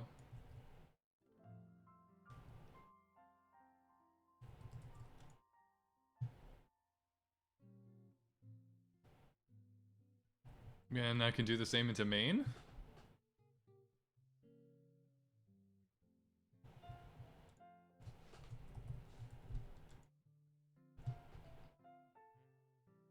Is that how that works? Oh, that's right. Yeah, there is more indirection with boxes. I don't know. I have no idea what I'm doing. Oh man, this is funny. Main should return nothing. Yeah. Main's nice and clean and dandy. There's nothing in there.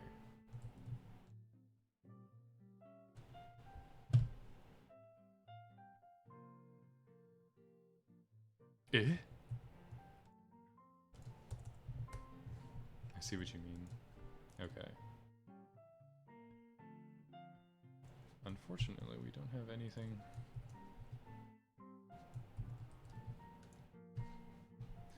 Huh, what's going on here? Do we not need... I'm just kind of generally confused by Rust sometimes. Still very new to the language, so bear with me in a lot of this stuff. Oh, do I need to import?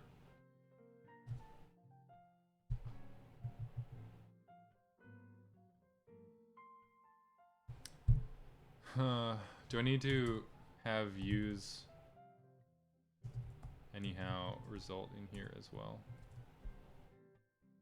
Yes, I do. Okay. What is the convention for Rust, like the ordering of uses and mods and such? Like, is it mods first, then use, or is it use then mod?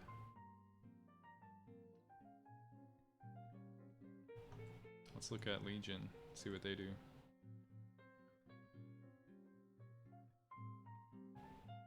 Yeah.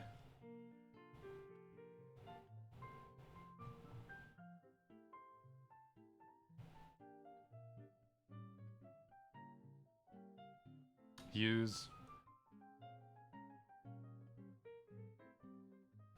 I don't know. Alright.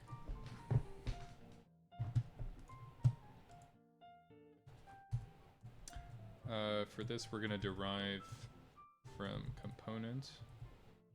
Wait, we can't. Unless we're using specs. Are we gonna use specs? Are we gonna use specs or Legion for our ECS here?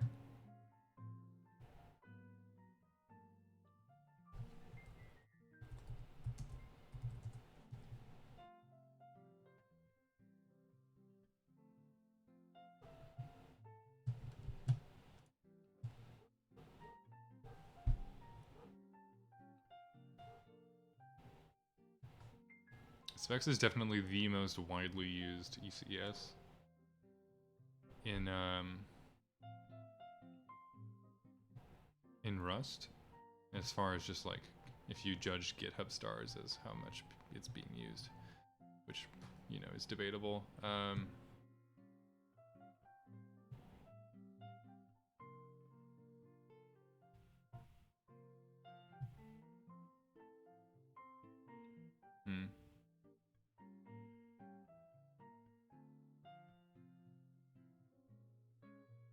Yeah.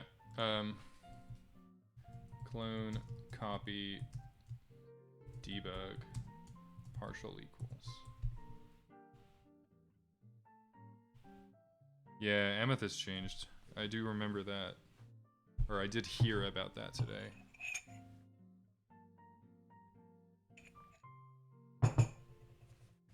Yeah, I don't really, like I know why they did that, like on paper, like their explanation, but I don't understand because I'm dumb and I don't really get ECS completely yet. That's partially why I'm opting to use one right now, because like this is really gonna teach me, if nothing else will. Well, I like having two X values here. All right. This is interesting.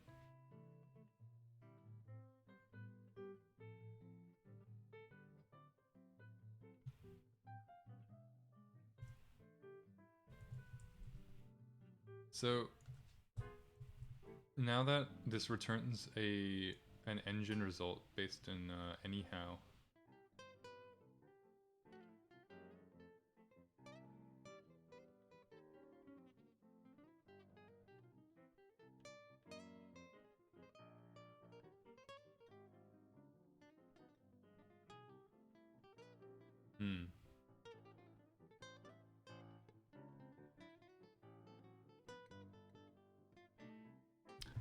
I need to look. Hang on. One thing at a time. All right.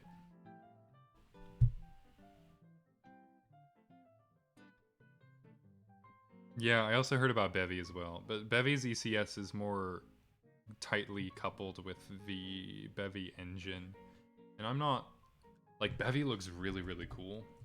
Like I'm totally down for what they're trying to do here. I think it's gonna like, no, wrong Bevy. It's totally gonna like bring a lot more people into Rust game development in general. Stop it, Google. My God. In a lot of ways, people say it feels like a continuation of Amethyst's ideas and kind of a further refinement of you know, its API. So it's a lot simpler to write Bevy than it is to write Amethyst. I did like a very brief look at Bevy the other day on my own, and yeah, it looked pretty cool. The one thing though is like I'm not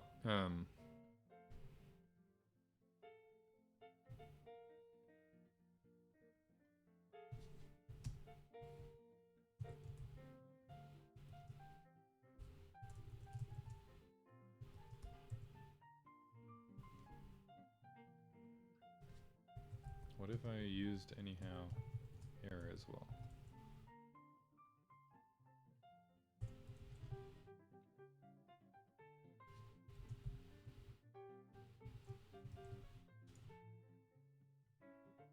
Ah!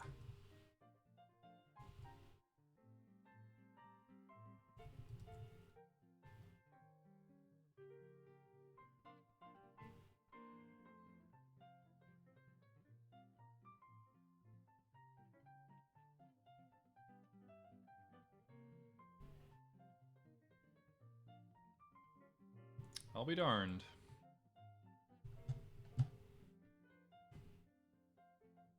I'll get to these in a bit. I'm just kind of, yeah, anyways. Huh?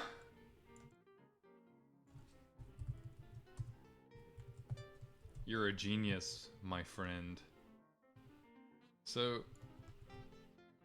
these have to return... either the result being an engine or an error. Okay, I see.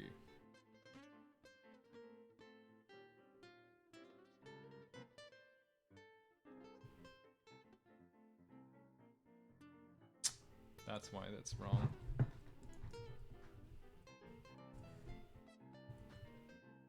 Haha, it works! Okay. Anyways. I see. No, that's very useful, thanks. But for now I will just leave it at to do because I'm not focused on building out these functions yet. I'm focused on setting up my components, just some like base components here. Yeah, Legion is cool, man. Bevy's ECS is, I believe, available to use. We could also use Bevy's ECS. Like, I think you can just get it, like the Bevy ECS crate. What does it take in hex, tasks, utils, downcast, log? What is hex? Oh, ECS. Oh, it's based in hex, okay. Yeah, dude. This is a cool library. I'm glad you put me onto that, because otherwise I would be struggling with Rust box results.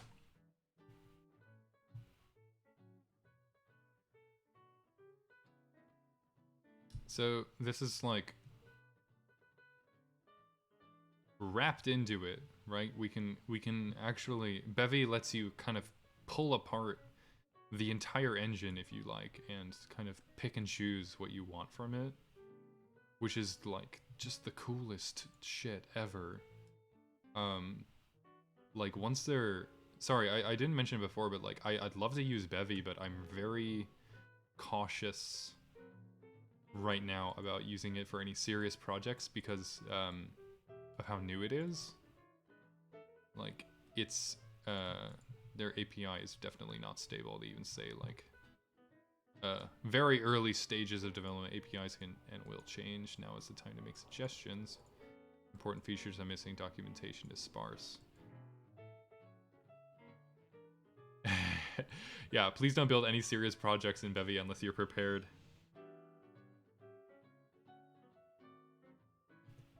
Yeah, Piston's cool as well. That's like one of the main draws for Piston, or what was one of the main draws for Piston for such a long time, was just like the modular aspect of it.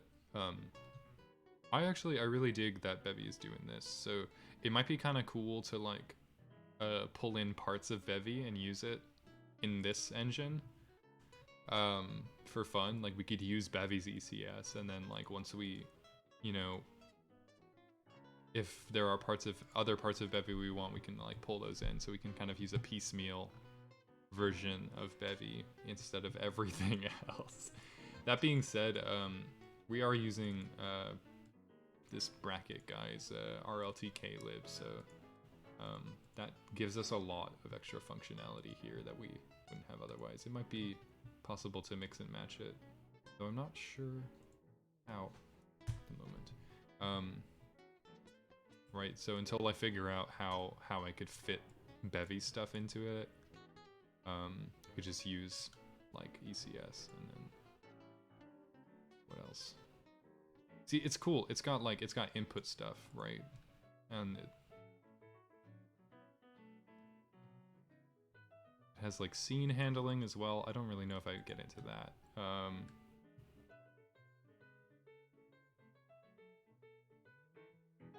Yeah. The one thing is like, this is definitely like not customized for roguelike development, so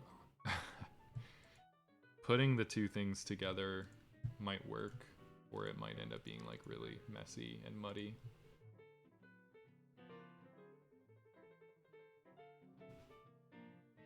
I didn't realize Piston was still being worked on.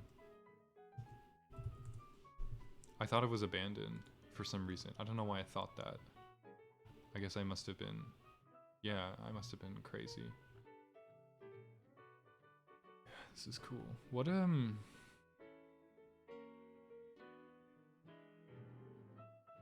Piston is cool. What is Piston's rendering backend? Whoops.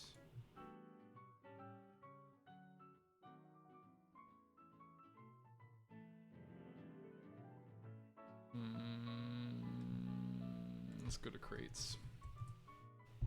Sorry, it's hard to discern this stuff from GitHub.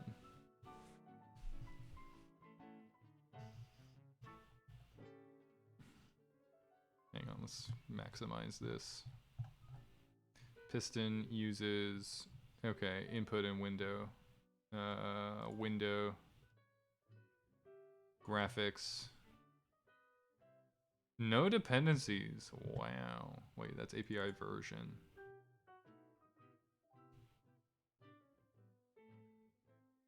Piston window game. Yanked. Weird.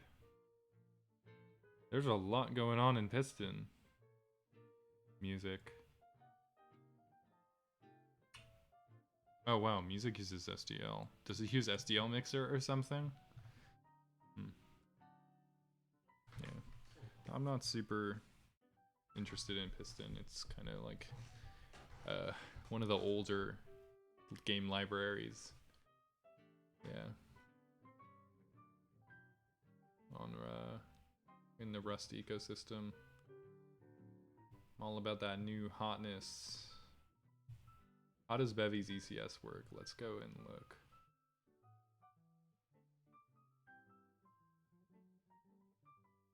Does it function any differently? Hang on.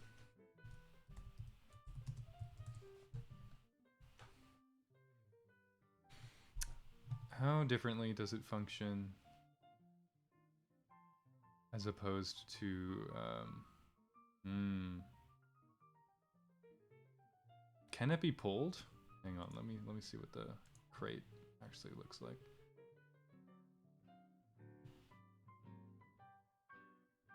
It's hard to tell. like what is the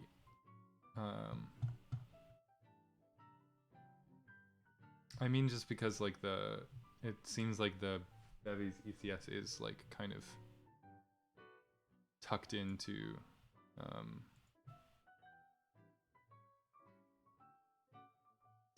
Bevy's core engine, you know?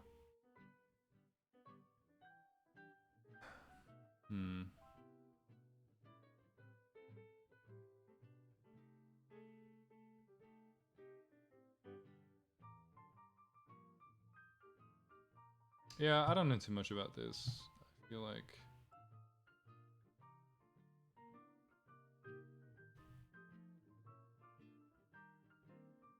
I don't know if this is as modular as I think it is. I guess it's split that way, but for now it seems like extremely tethered.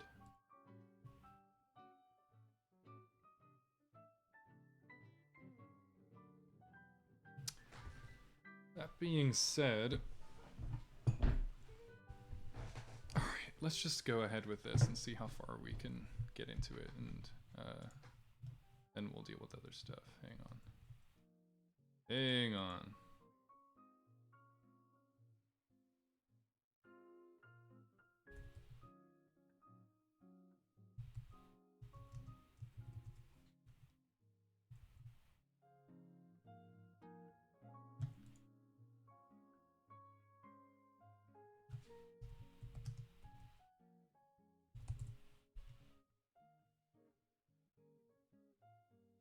Yeah, for sure.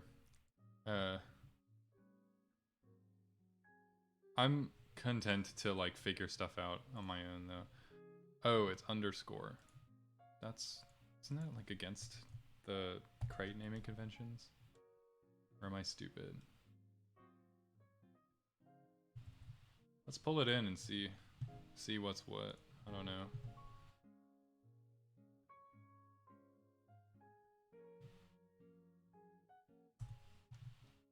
I guess we can compare them, right? I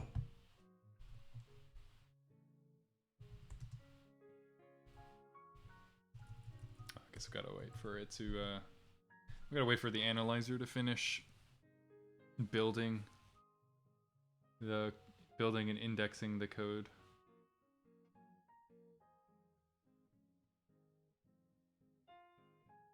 Shouldn't take much longer.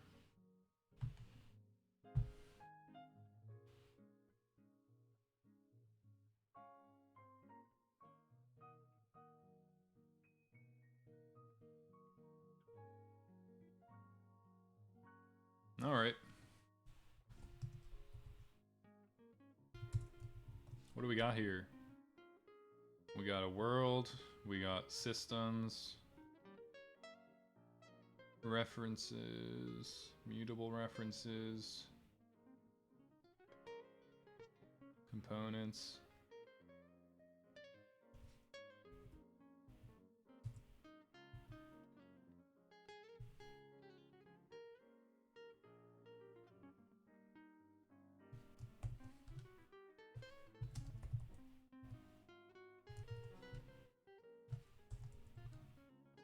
All right. Let's literally pull in the exact same concepts from both libraries and compare.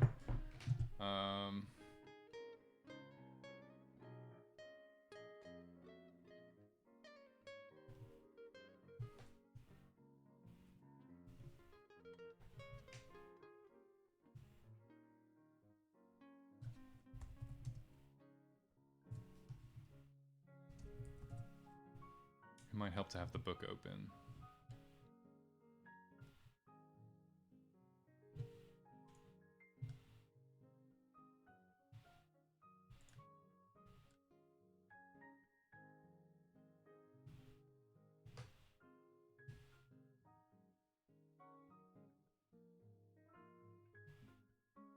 All right.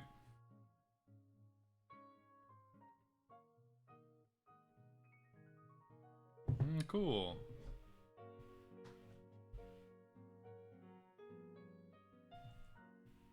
I actually prefer putting everything in this kind of thing. I don't like using separate uses if I'm using the same kind of crate here. So this is my preference. I think it looks fine, and it's like, I don't know. It's debatable whether it's cleaner than using multiple, but like, I would say it looks better to me.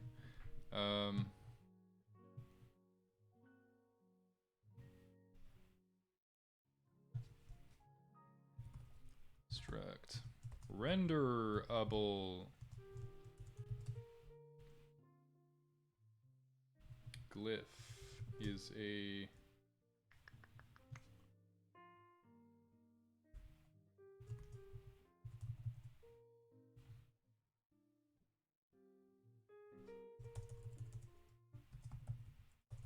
wait. What does he use here? Font character type.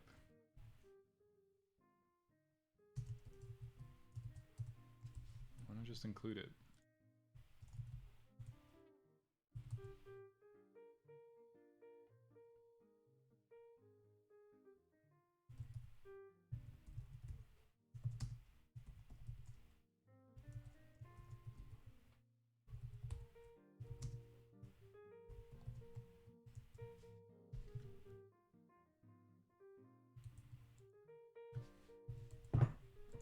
Alright, so renderable is another component.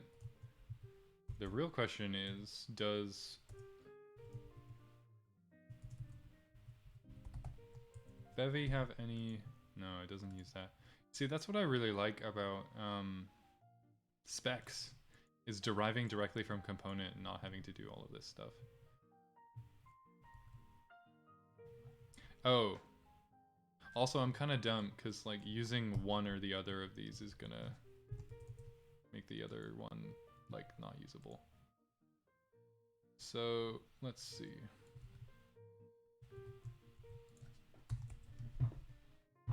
Is there a way I can like actually myself take a set of like derivable values here and like compile them into one, so I can just like call, I mean, that is literally what specs does, right? So how do they do that?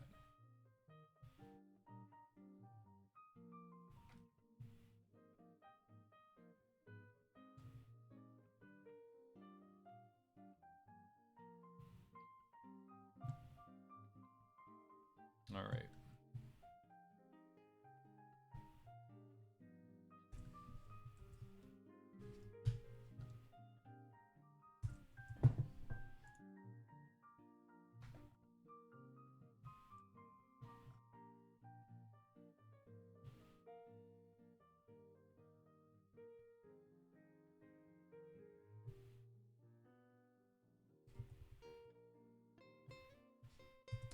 Alright, so,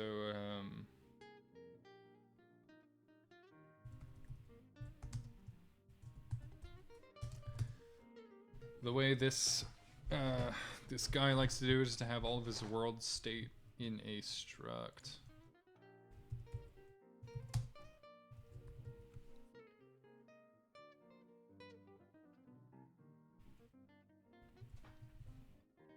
I think it's weird to refer to the world as ECS, so I'm going to rename it to world.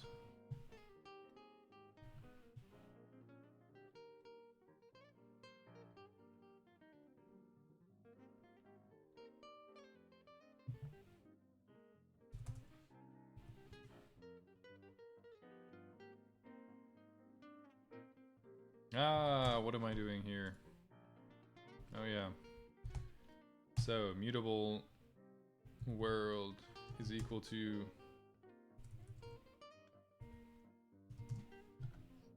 what the heck?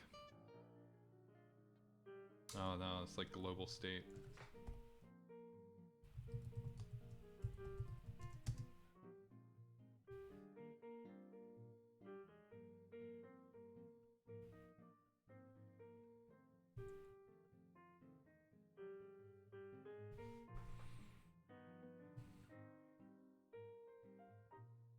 Okay. Oh.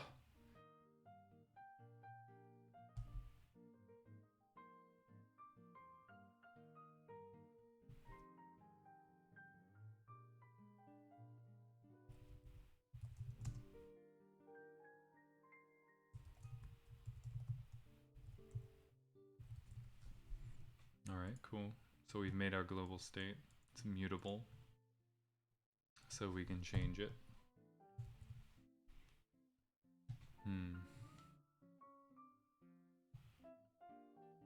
So he's saying, notice that world new is another constructor. It's a method inside the world type without a reference to self, so it doesn't work on existing world objects. Only make new ones. Yep. This stuff is important. This is just the methods page. I know about this. Okay, cool. Next thing to do is to tell the ECS about the components we have created. We do this right after we create the world.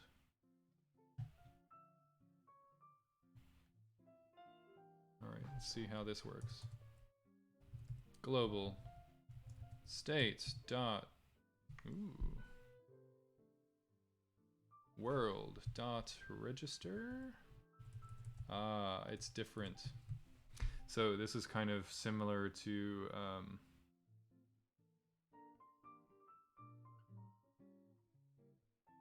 insert. No. Not that.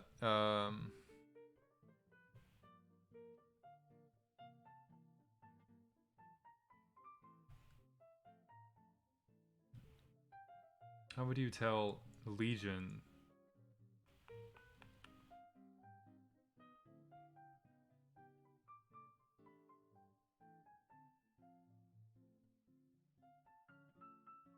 Oh wow. Yeah, so this is something kind of specific, I guess, to both Legion and Bevy ECS, is that you don't actually have to tell the world about your components. It kind of automatically knows about them for some reason.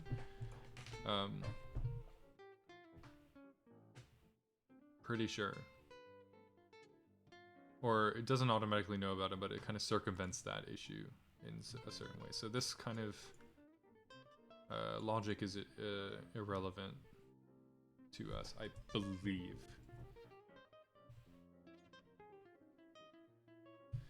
Let's just read through this really quick. Spawn, yeah, a lot of this is related to the entities themselves, but not necessarily to registering. What are archetypes, though?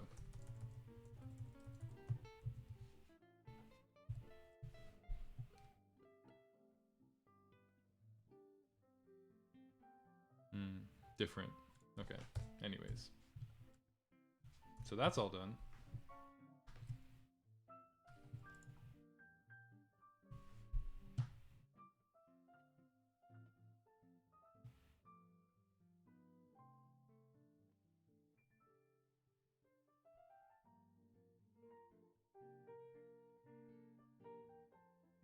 Okay. Knows how to store, position, and renderable components. Having these components simply exist doesn't help us beyond providing an indication of structure. In order to use them, they need to be attached to something. So, entities, right.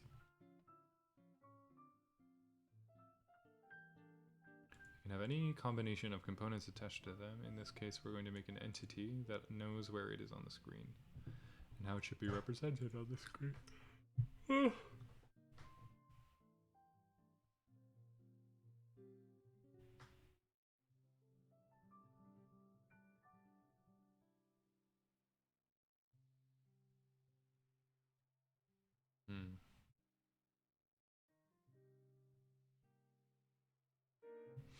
How are entities created in Legion?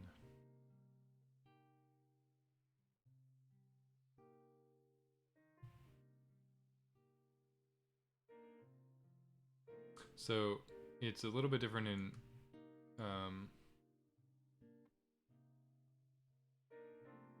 in Legion, and I imagine Specs as well. Or sorry, not Specs, but Bevy. So you push into the world, something like that. So let's say we're just pushing something. Let entity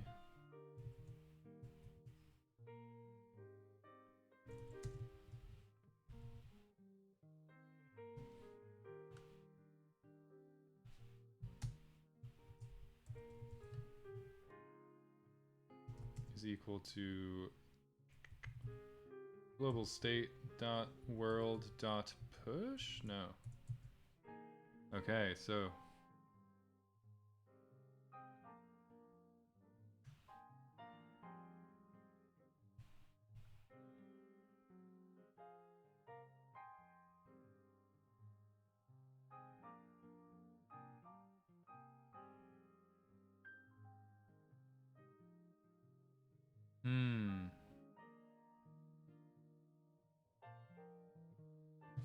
not insert.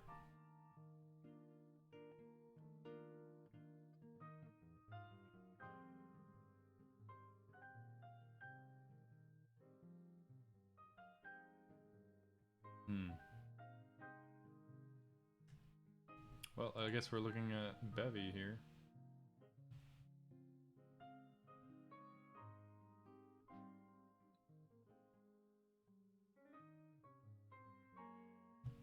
Spawn.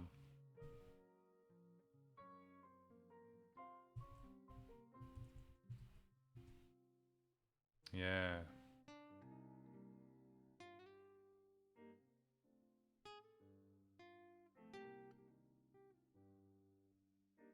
Okay. So then it kind of looks a little bit like this, right? In this case, it's going to be a tuple.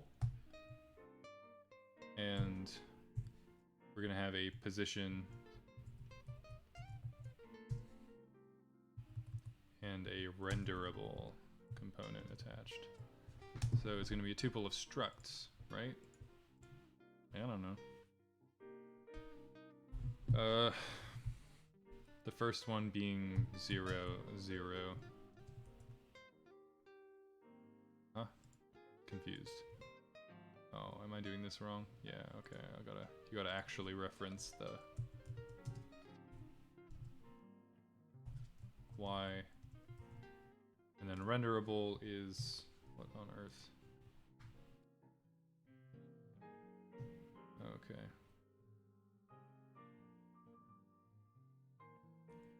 Something I am not enjoying is the code lens happening on this.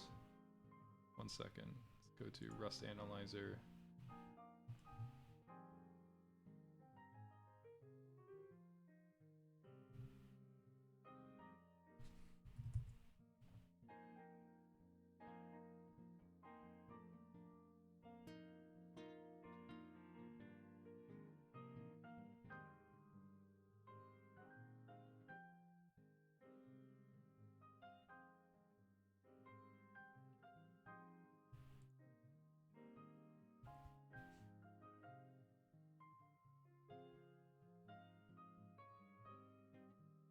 There we go.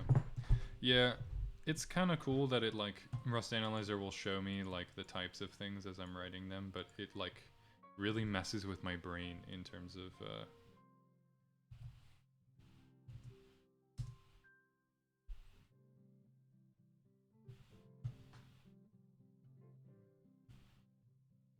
let's not make that a hard bound.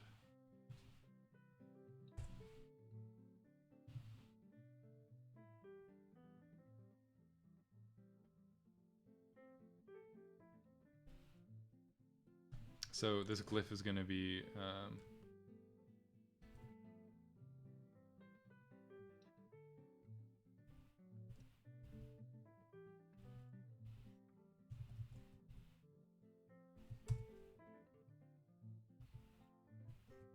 an @ symbol, basically, and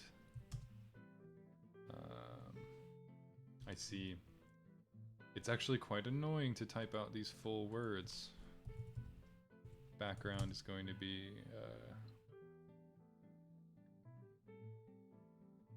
this is another struct basically. RGB named yellow. Oh.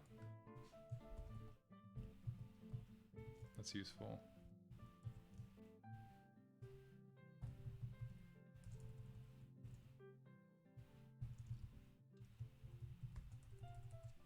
What is color again? RLTK. Ugh.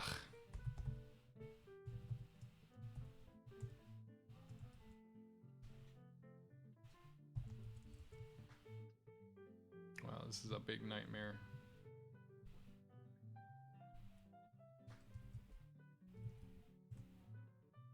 I'm confused as to why this ain't formatting.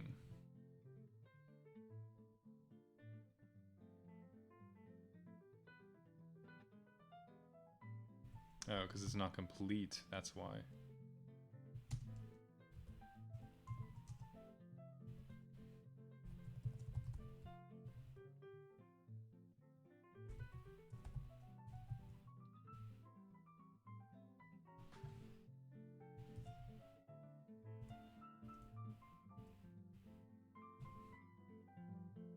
Wow, this blows. Seriously?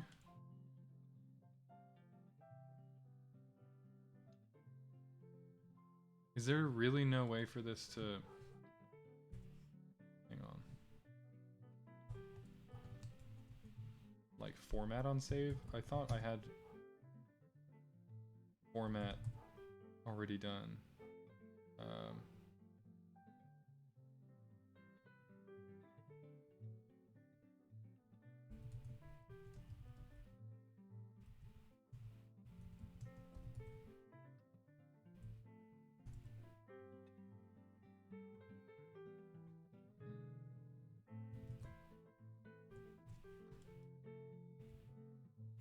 That's weird. I thought I had cargo format. Oh, I added it, but then I hit clean or something, and then it just kind of freaks you out. Alright.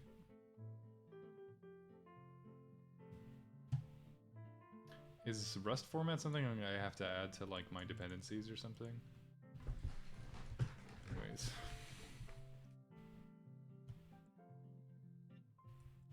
Yeah, knowing when to like indent and start a new line and stuff like that is an art in Rust. I really like it. I don't fully like grok it yet completely.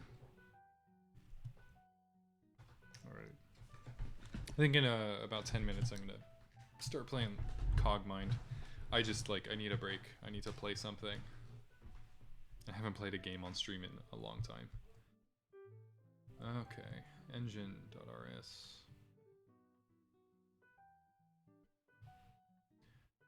Yeah, and then you build it. We don't have to build it though.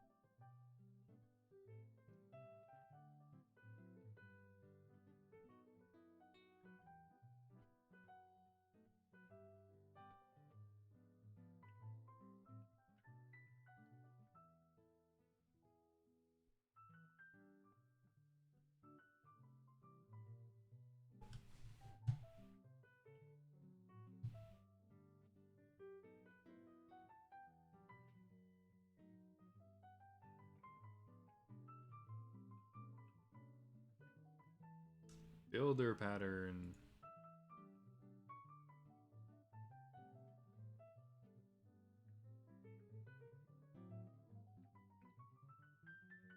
Yeah, builder patterns are cool.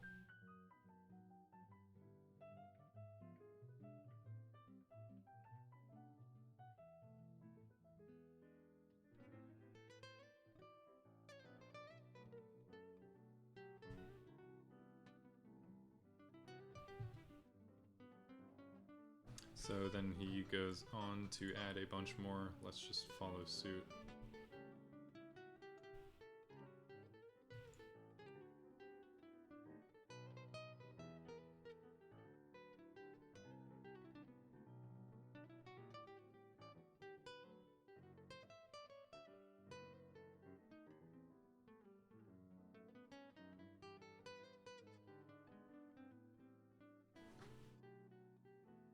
This is actually a good opportunity to learn about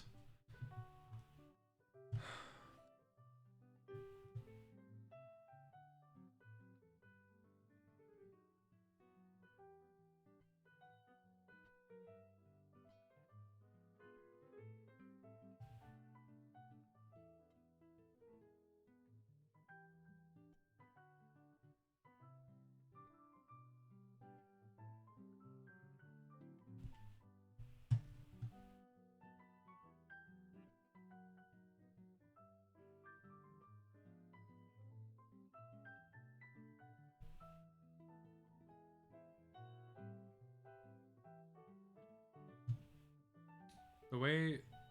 So Bevy does spawning multiple entities a little bit differently than Specs and a little bit differently than Legion. So Legion's way of going about this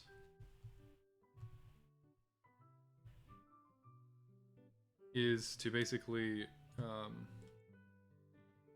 extend the world. I really like this syntax. And I think it's really clean looking, and it looks really nice, as opposed to this syntax. Bevy's syntax, which is kind of, it uses this kind of thing.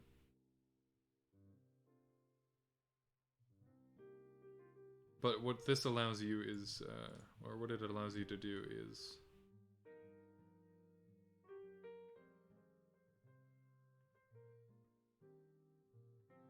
does this let you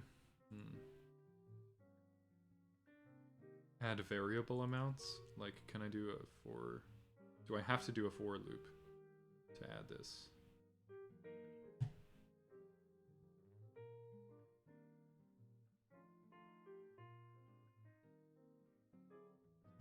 Let's keep using Bevy and see how well we can do this without needing extra help.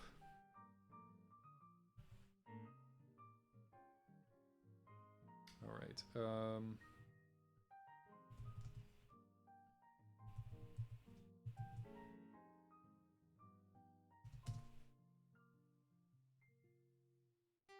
what is it giving me here? Like, what is that exclamation point?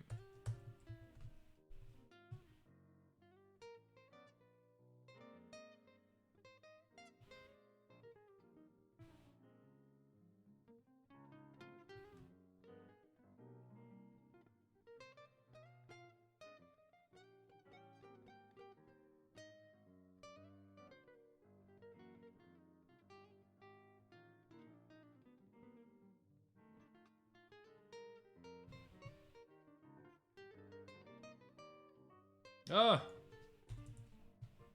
Alright.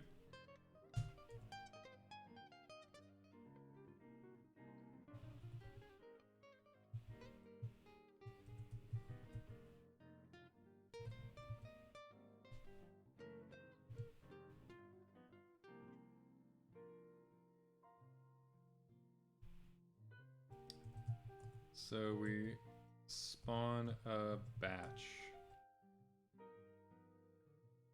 And then you use like an into iterator.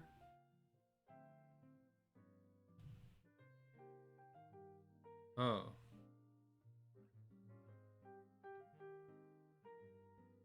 So that's functionally the same as this.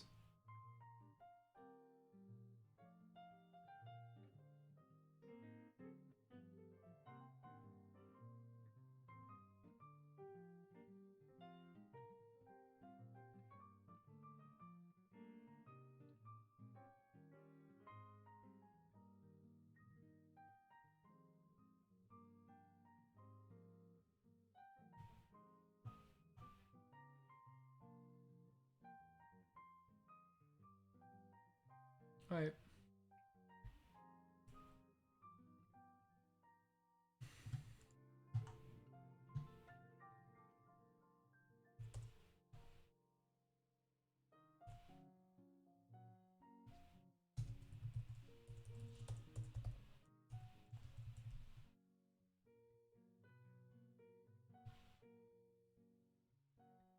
I'm removing my Bevy ECS dependency.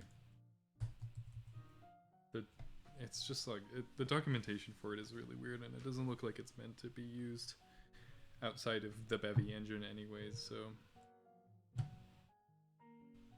I'd rather use something that's a little bit more documented.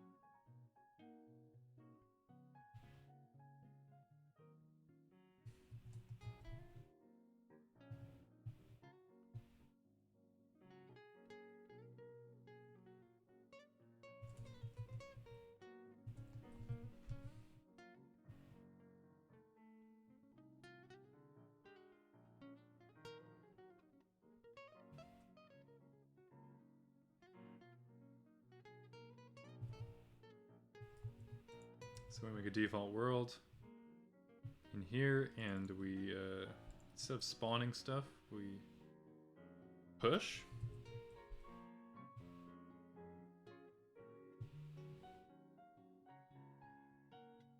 But it's basically the same exact thing.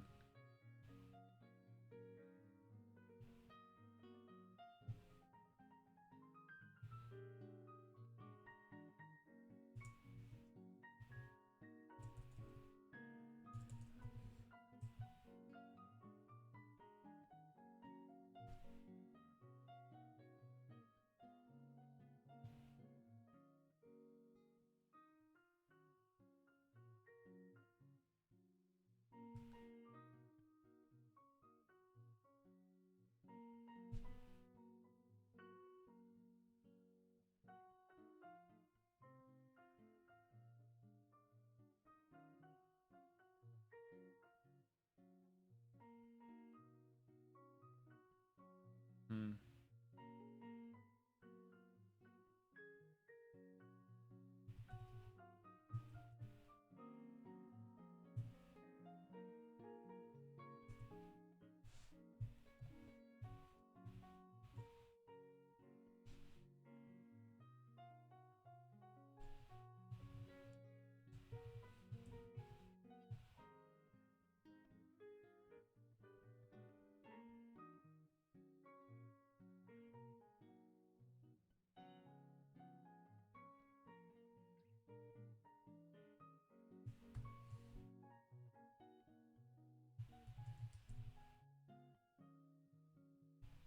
The hell? That's weird.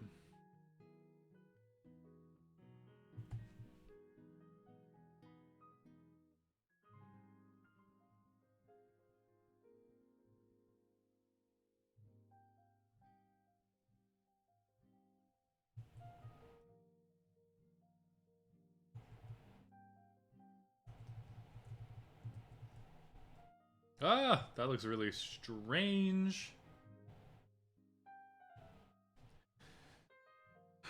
I guess it's I guess it's okay.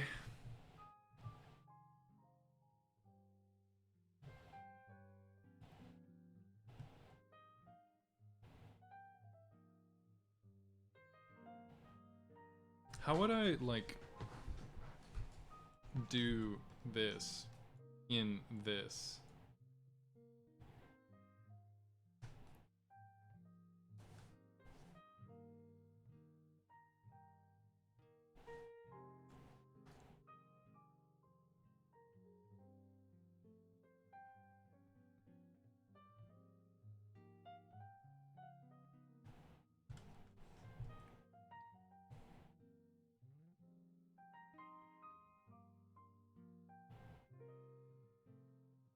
I don't know.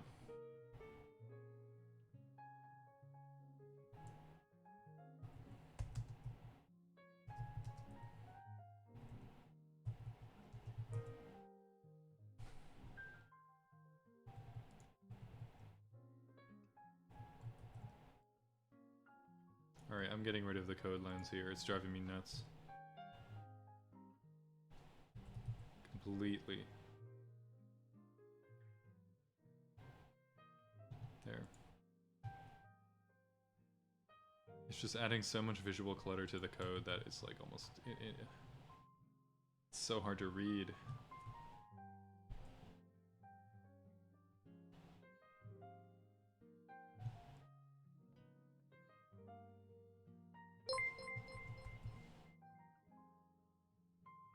Yo, thanks for the follow. Balls Deep? Nice name.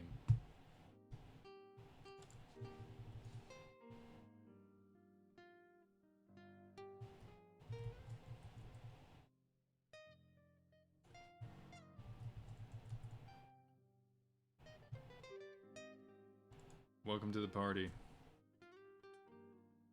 You're just catching the end of my little coding stream here. I'm about to start playing a game. But we'll see. Hang on. Just trying to like get something on the screen here. Okay, I know about control flow.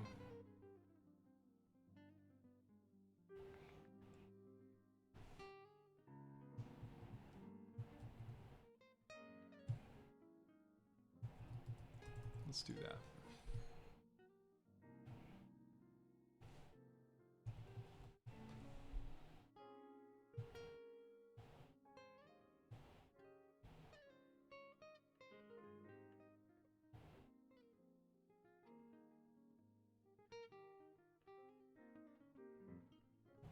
Okay.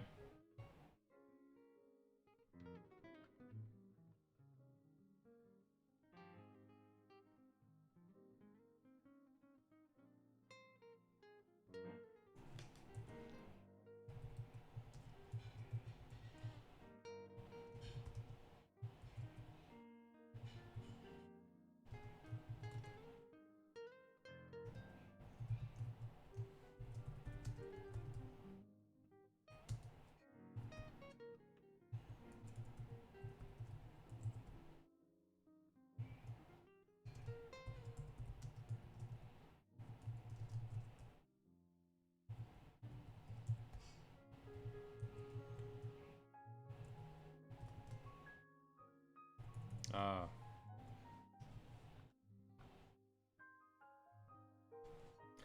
So...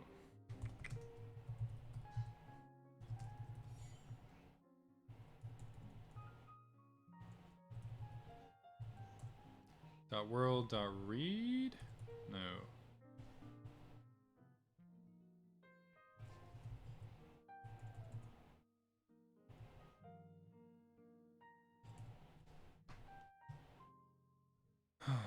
Read storage in that case. In Legion, how do you do it?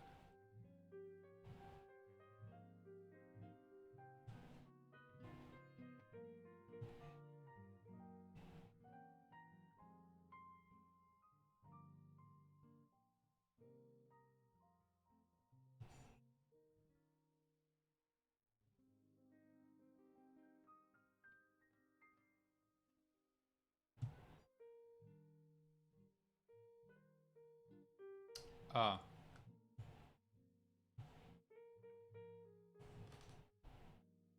So this kind of is a little bit different. This like reads two different sets of storage and then joins them together in a for loop there. This kind of like performs a query on those two components, pulling them automatically into a list and then iterating just on that list. I like that a lot. It's super cool. So what we'll do for this is we'll make a query. We'll query. So this is like a general system here, right?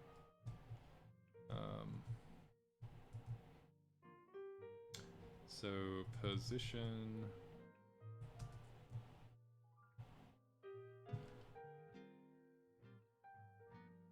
none of these are going to be mutable, so we're okay with just referencing them. And renderable.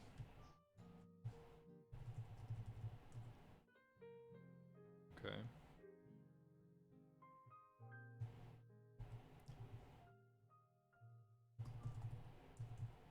And query it. What the hell is that? Seriously? Wait, I don't understand. Why is Rust Analyzer still showing me,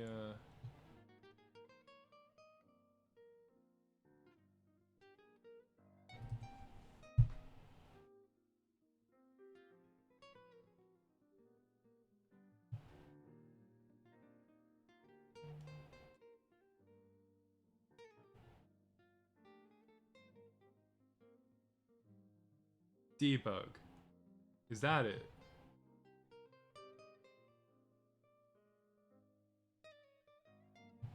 Just get rid of all of the code lens stuff in this. Oh, finally.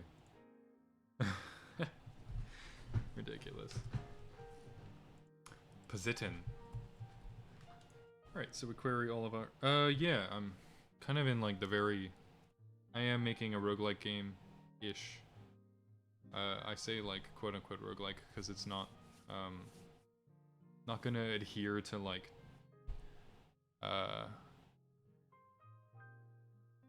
like movement-based time advancement, right? Like everything's gonna happen in the game in real time, but it's still gonna be kind of structured more or less like a roguelike. I've got some ideas for how to design everything around that kind of real-time nature. So yeah, I'm starting in like a very rudimentary phase here. What I've been doing today is like experimenting a little bit with Rust. I'm pretty new to the language in general and the ecosystem as well. I don't know. Oh wait.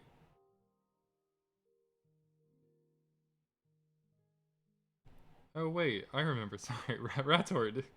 How's it going? I haven't like spoken with you in a while.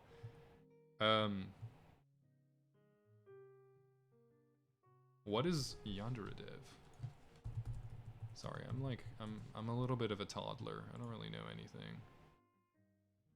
Oh. This guy. How does this guy code?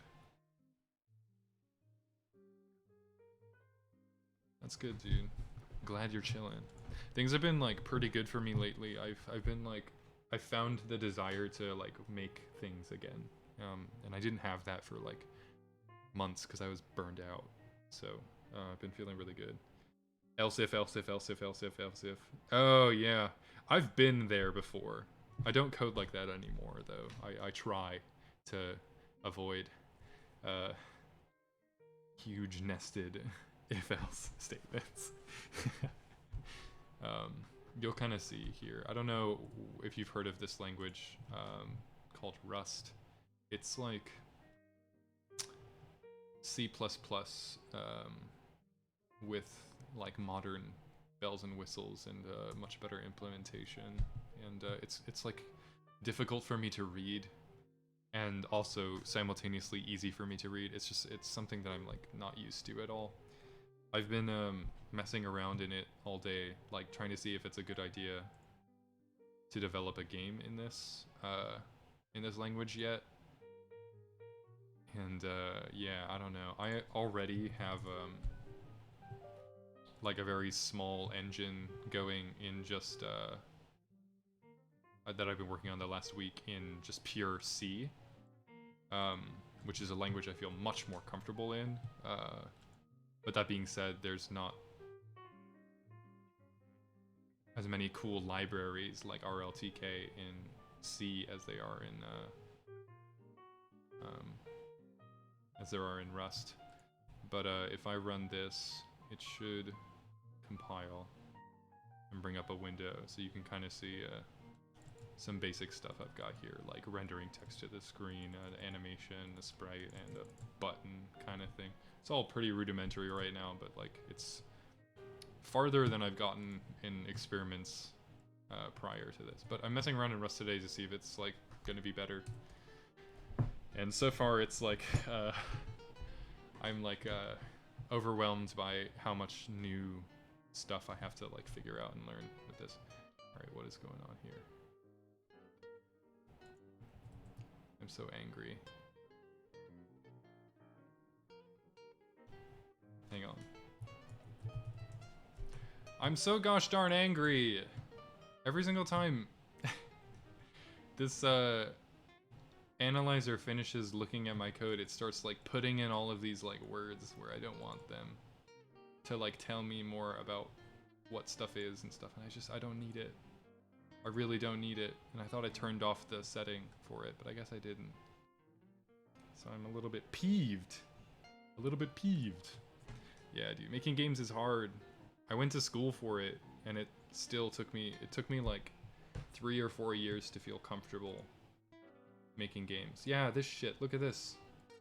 So it's not just my mutable query, it's now this query that is of type query position renderable. I already, like, I've made it here. I don't need this. How do I get rid of this? I guess that's not code lens. It can't be, right? Hang on. So go into the analyzer. Cargo. Check on save. Completion.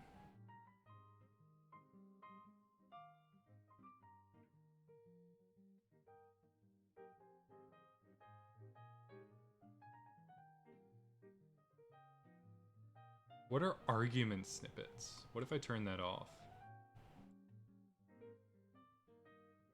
Okay, that did nothing.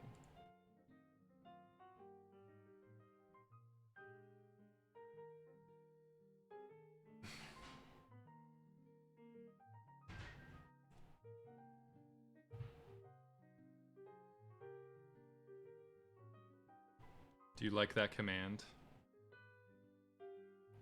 It's gonna happen, dude, whether you like it or not. 2025. That's the day I die. August 17th, the day before my birthday. I don't write the rules, man. This was set in stone long before I was born.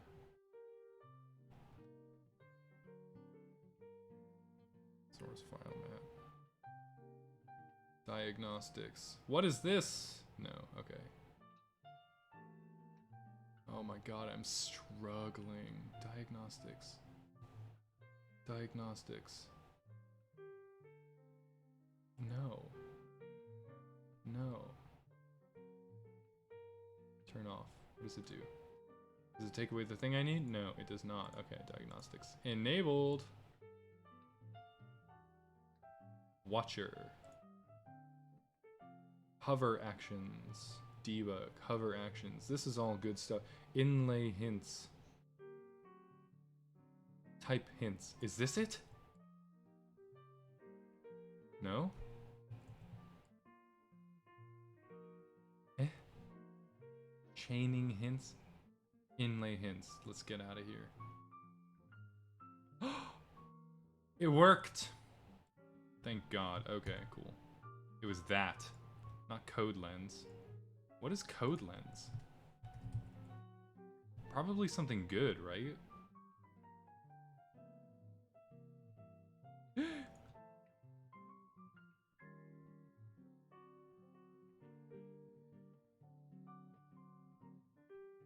Let's just enable all of these. This is a jazz piano version of Studio Ghibli songs. Because I recently realized, like, I was getting a bunch of copyright strikes on a stream I uploaded to YouTube, and I realized a lot of the music I use in my live streams is like copywritten. So I trimmed the fat and found a lot of like covers of shit. So hopefully this doesn't get copyright struck, right? Like, I don't know. What does code lens look like? Whoa, look at that. That's cool stuff. Alright, cool. Yeah, code lens is this stuff. It like tells you where stuff is implemented. I don't need that shit. Show me the text. Alright. Man, I swear half of the... I'm gonna ban this guy.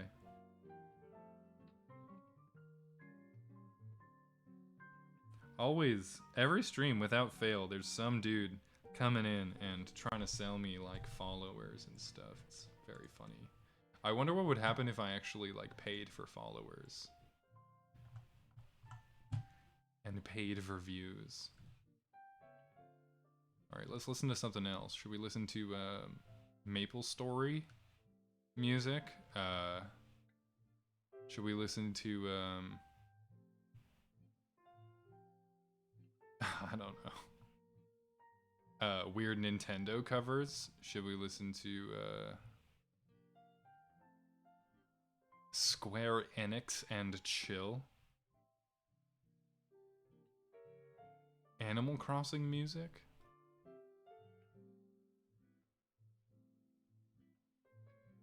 Is this any good? Oh yeah, good shit.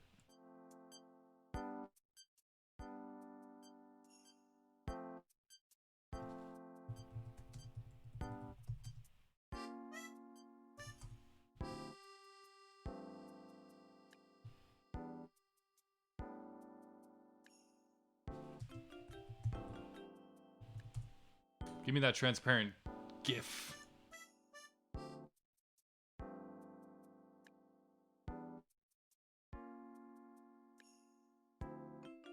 Can I find this, like, where can I find the bobbing cat head? No, that has a white background. It has a black background. That's stupid.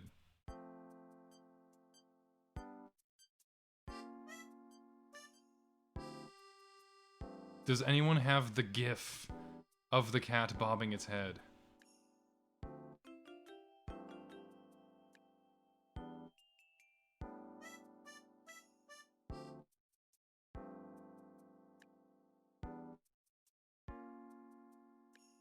No.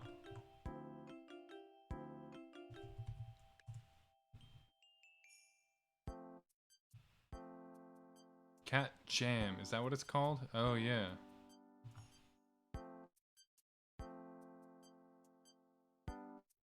Cat Jam transparent GIF.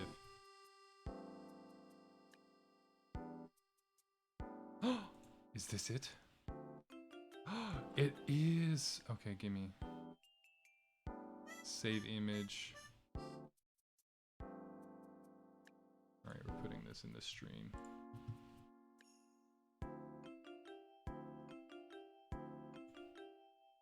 Watch this!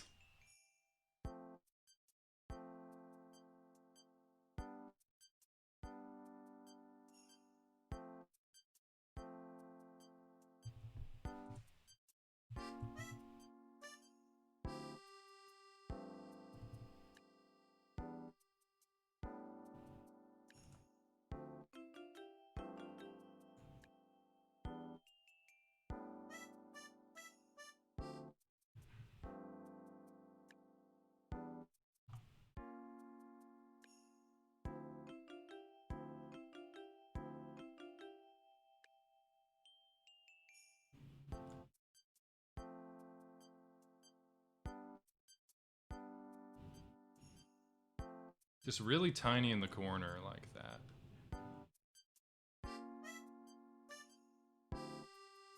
Like in my...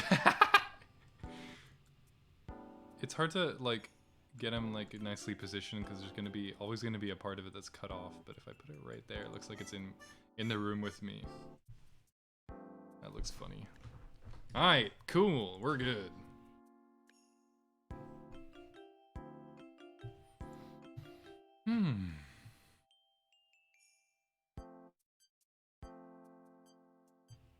Anyways, what are we gonna do here?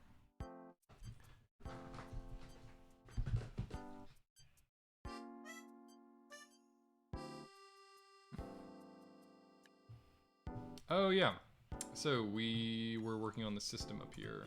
We queried for all of the objects that had a position and a renderable component.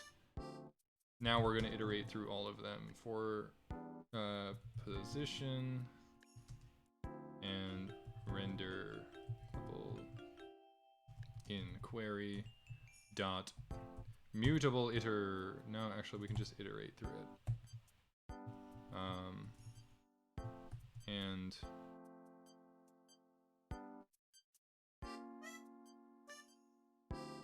self.world. Right? Okay. What does this guy do?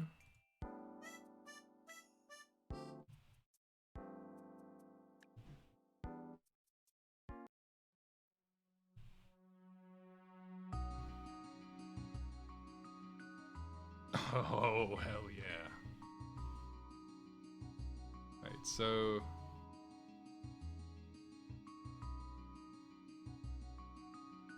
context dot set pause dot x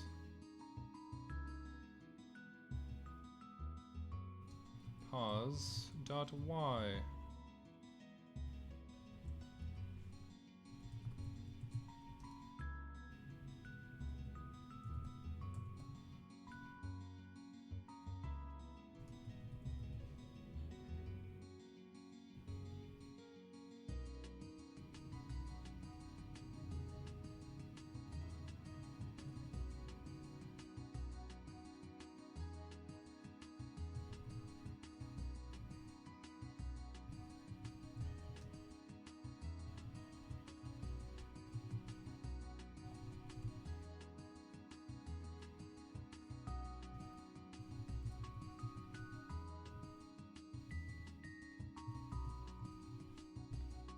Hey, hey, hey!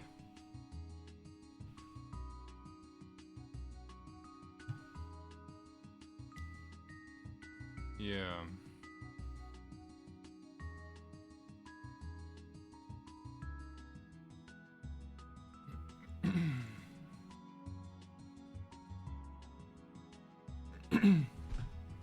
Like a database join, it only returns entities that have both. Then uses Rust destructuring to place each result, one result per entity that has both components, so for each iteration of the for loop you get both components belonging to the same entity. That's enough to draw it.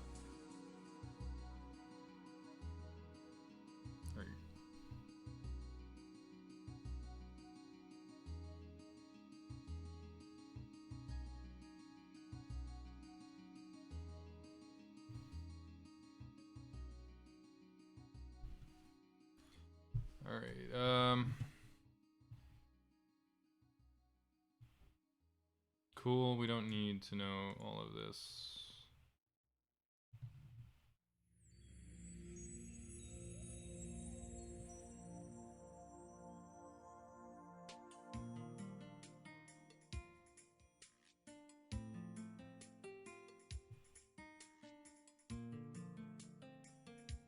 There's less of a need for a load function now than there was before. So we just run the init and then the game loop. And in the game loop,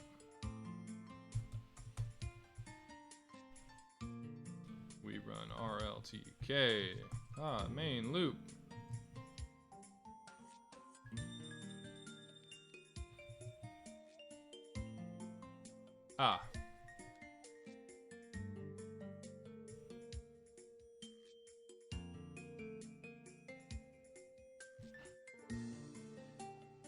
I see.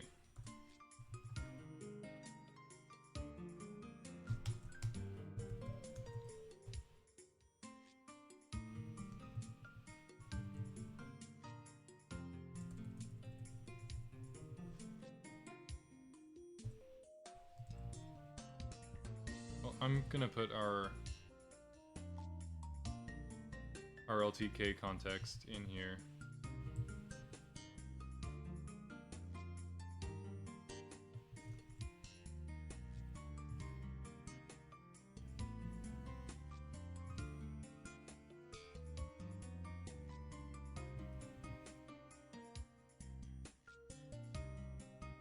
Yeah. So it can be passed around.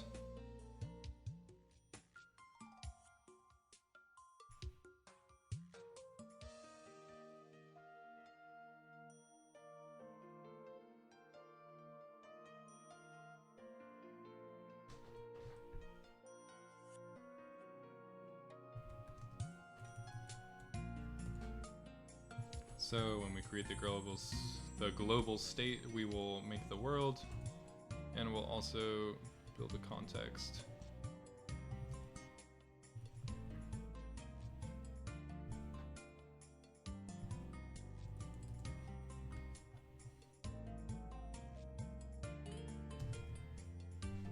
Why don't we just include it? I never understand why people don't just include stuff.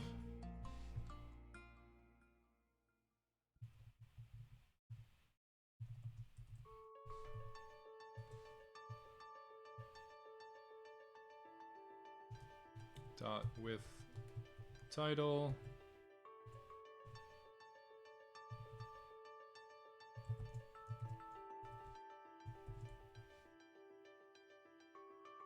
So we build it with that title, then we just hit build, I guess.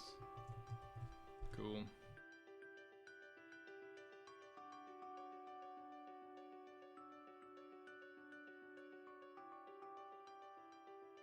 Oh.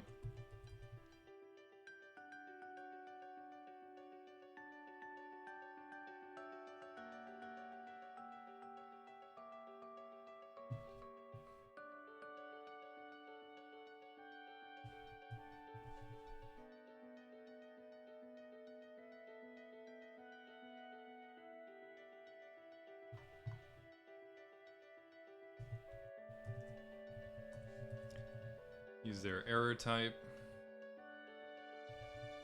Push that through.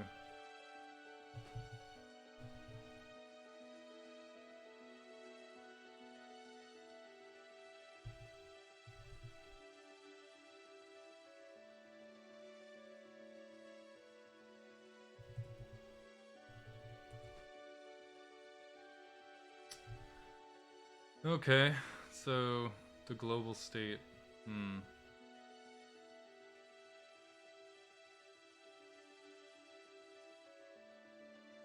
We don't even need to have a separate game loop function, I guess. This is going to restrict us to that degree.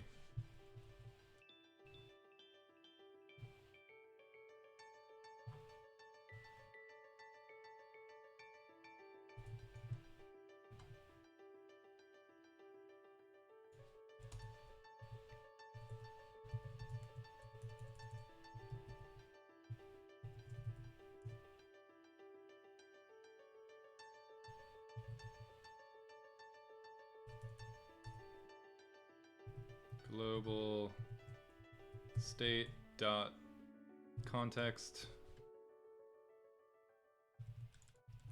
Global state dot world, baby.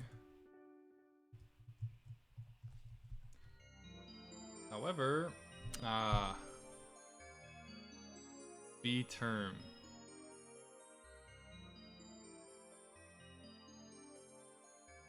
Just global state, I guess.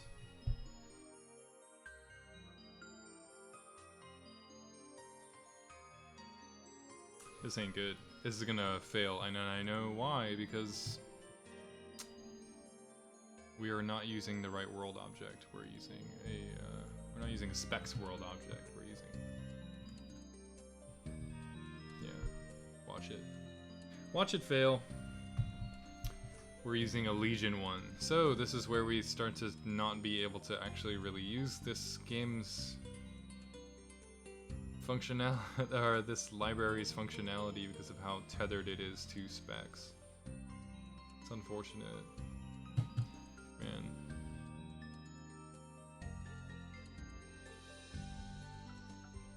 Is there a point with... Hang on, I'm gonna change this. Is there a point in coding Rust where you stop getting headaches? I mean that, like, sincerely, because, like, this language is so like complicated.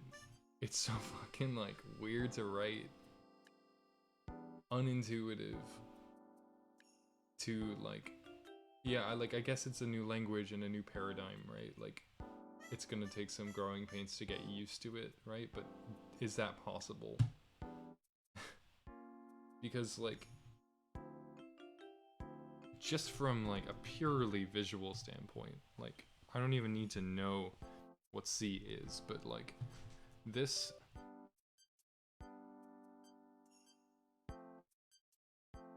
C code is infinitely more readable to me.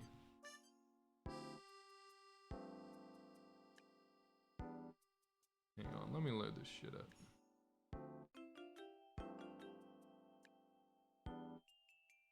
Wow, VS Code is shitting the bed. Alright, cool.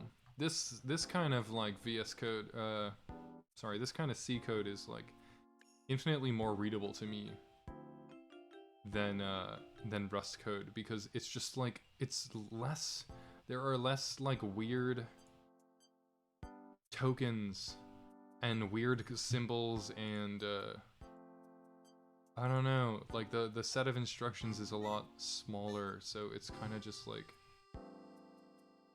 you manage stuff at a really bare metal level.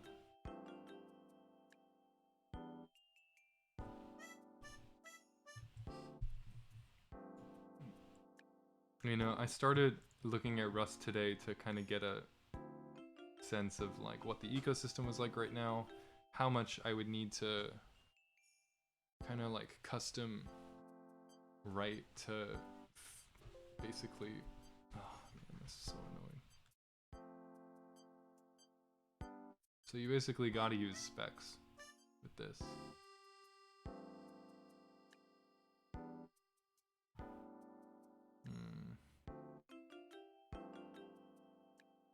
Alright. Let's do this. You win. You win. We are going to use specs.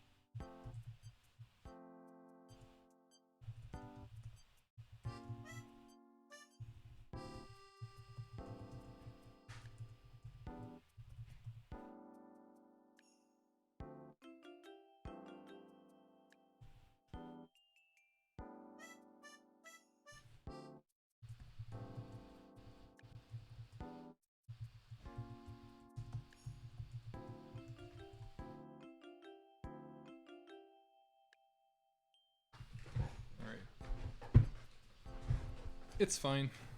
I don't need to use the new hotness, because I'm better than that.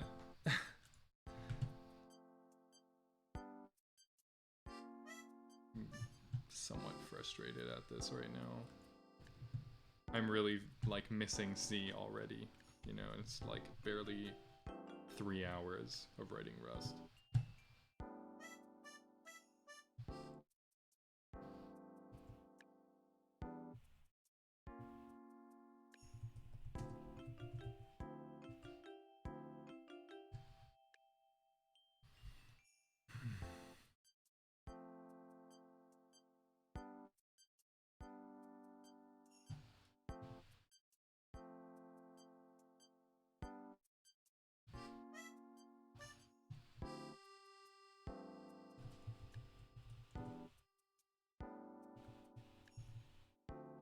I don't know why it is, but also like specs ECS looks a lot easier, is a lot easier to like understand at a glance than like Bevy or Legion was. I can just derive from a component and it already knows how to store and read that and stuff like that. What else we got here?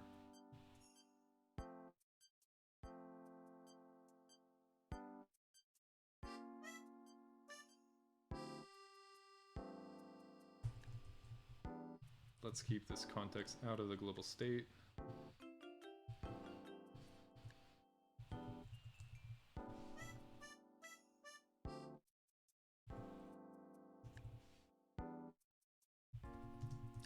So let context equal that shit.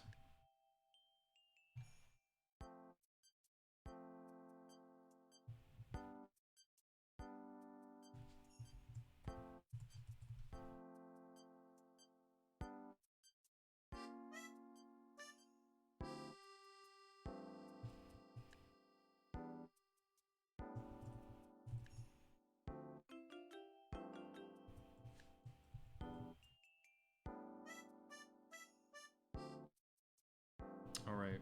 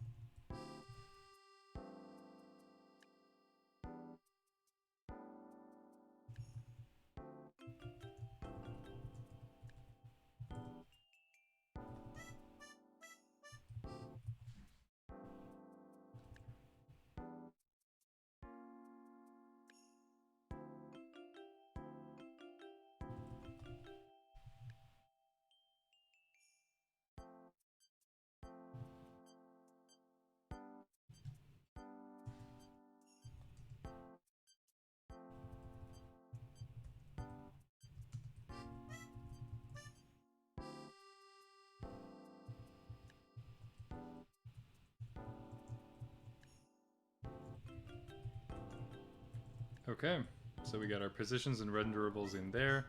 We start pulling them into this tuple in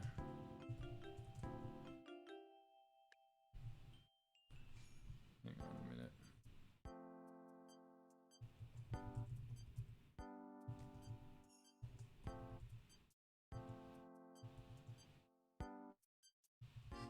And then we join it.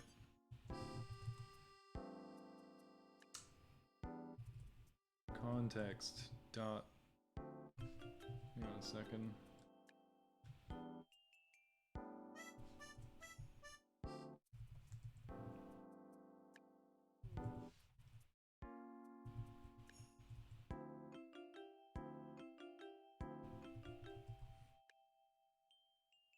Pause. Pause. Stop it. Render, render, render. Alright, cool.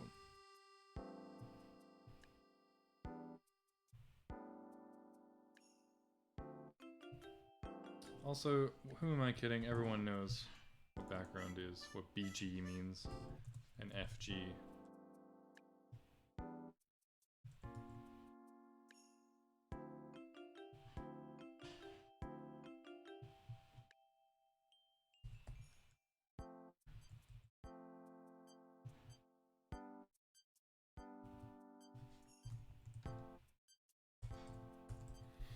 All right.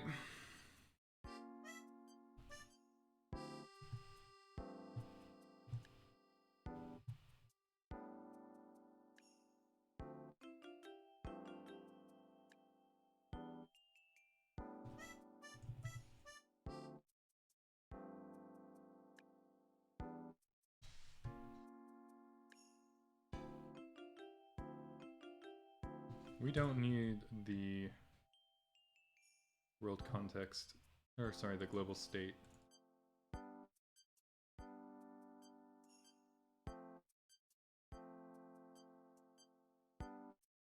Let's rename this to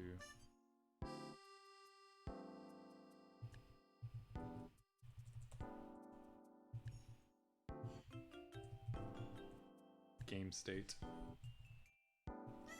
Okay, game state, world push. That's not push.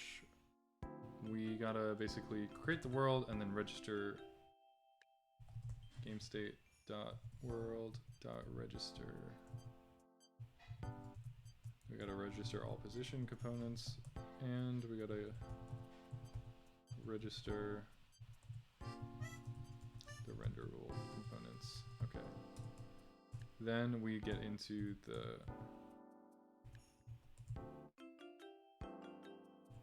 world dot create entity. Okay. Dot with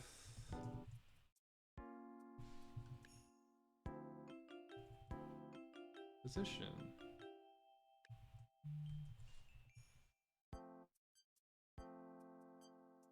Dot with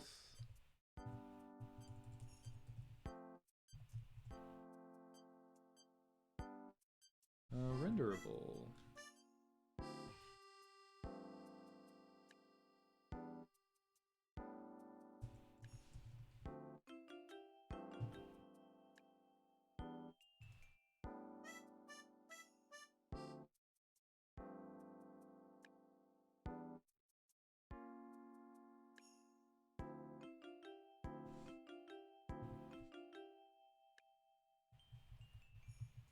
Dot build. Alright, cool. That's weird. I wish it didn't format it that way, but alas.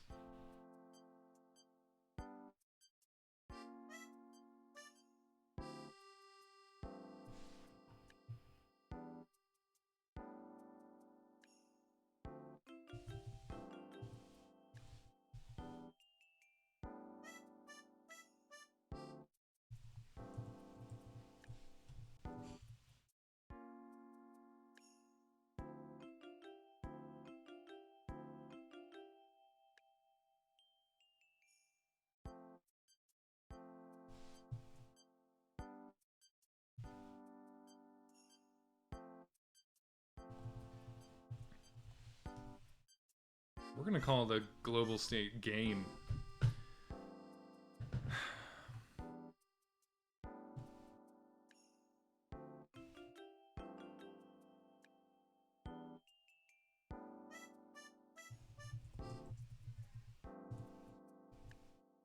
Ah!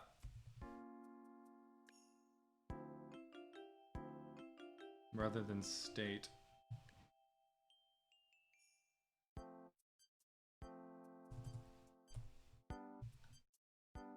Alright.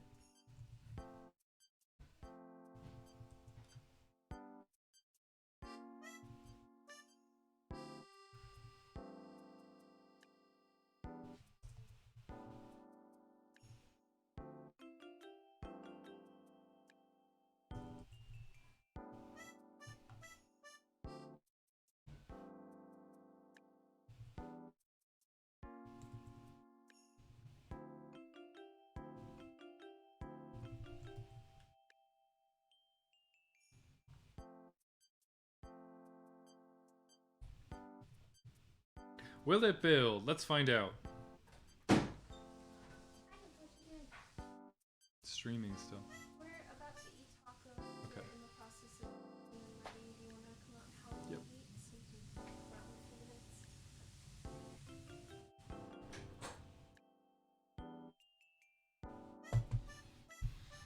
Oh man. Honestly, y'all, I'm so fucking frustrated right now. Holy shit.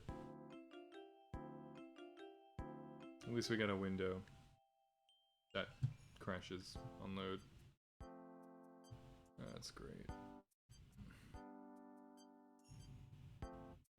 What did I do wrong?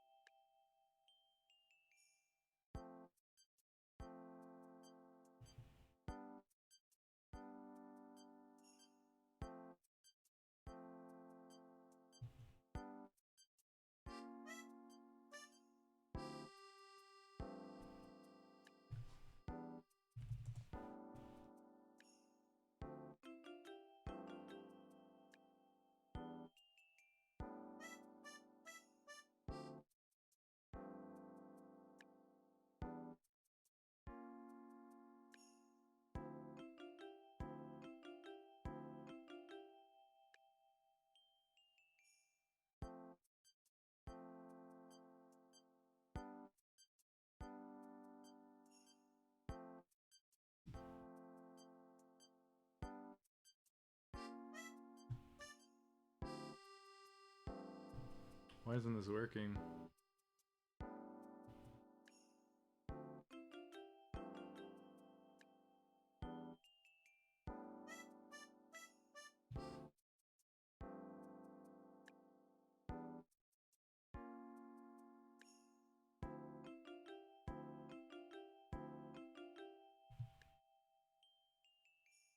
I registered the component types. I built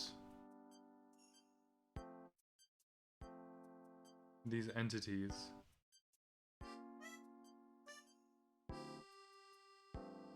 And yet they still... Man, that's really weird.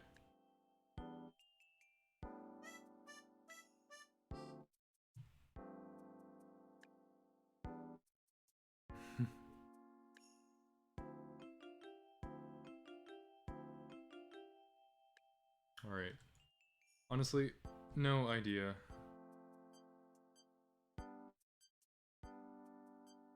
Why this is crashing.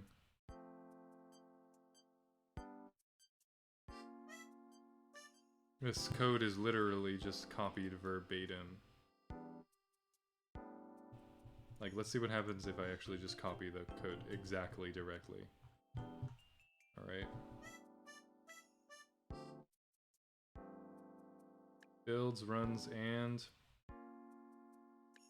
works for some reason. Jesus Christ. Alright, I'm done. I gotta go anyways. Thanks for watching, y'all. This was very frustrating. Holy shit. Rust is like a nightmare for me still. I don't get this language, and I really feel like I need to get some more practice with it if it's gonna be useful to me at all, and even then it might not be useful to me. So I'm feeling like it's a very real possibility that we'll be, moving towards writing our game in C. We'll see. I'll do some more research tonight. Anyways, bye! Anyway, oh, another thing. Thanks for following again, Balls Deep. It was nice to meet you. Yeah. That's it. That's all I got. Bye-bye.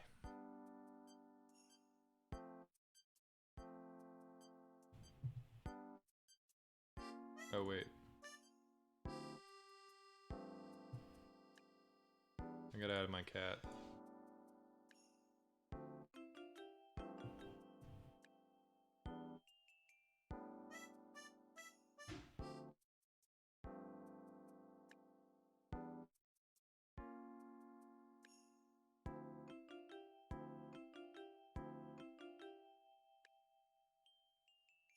Peace.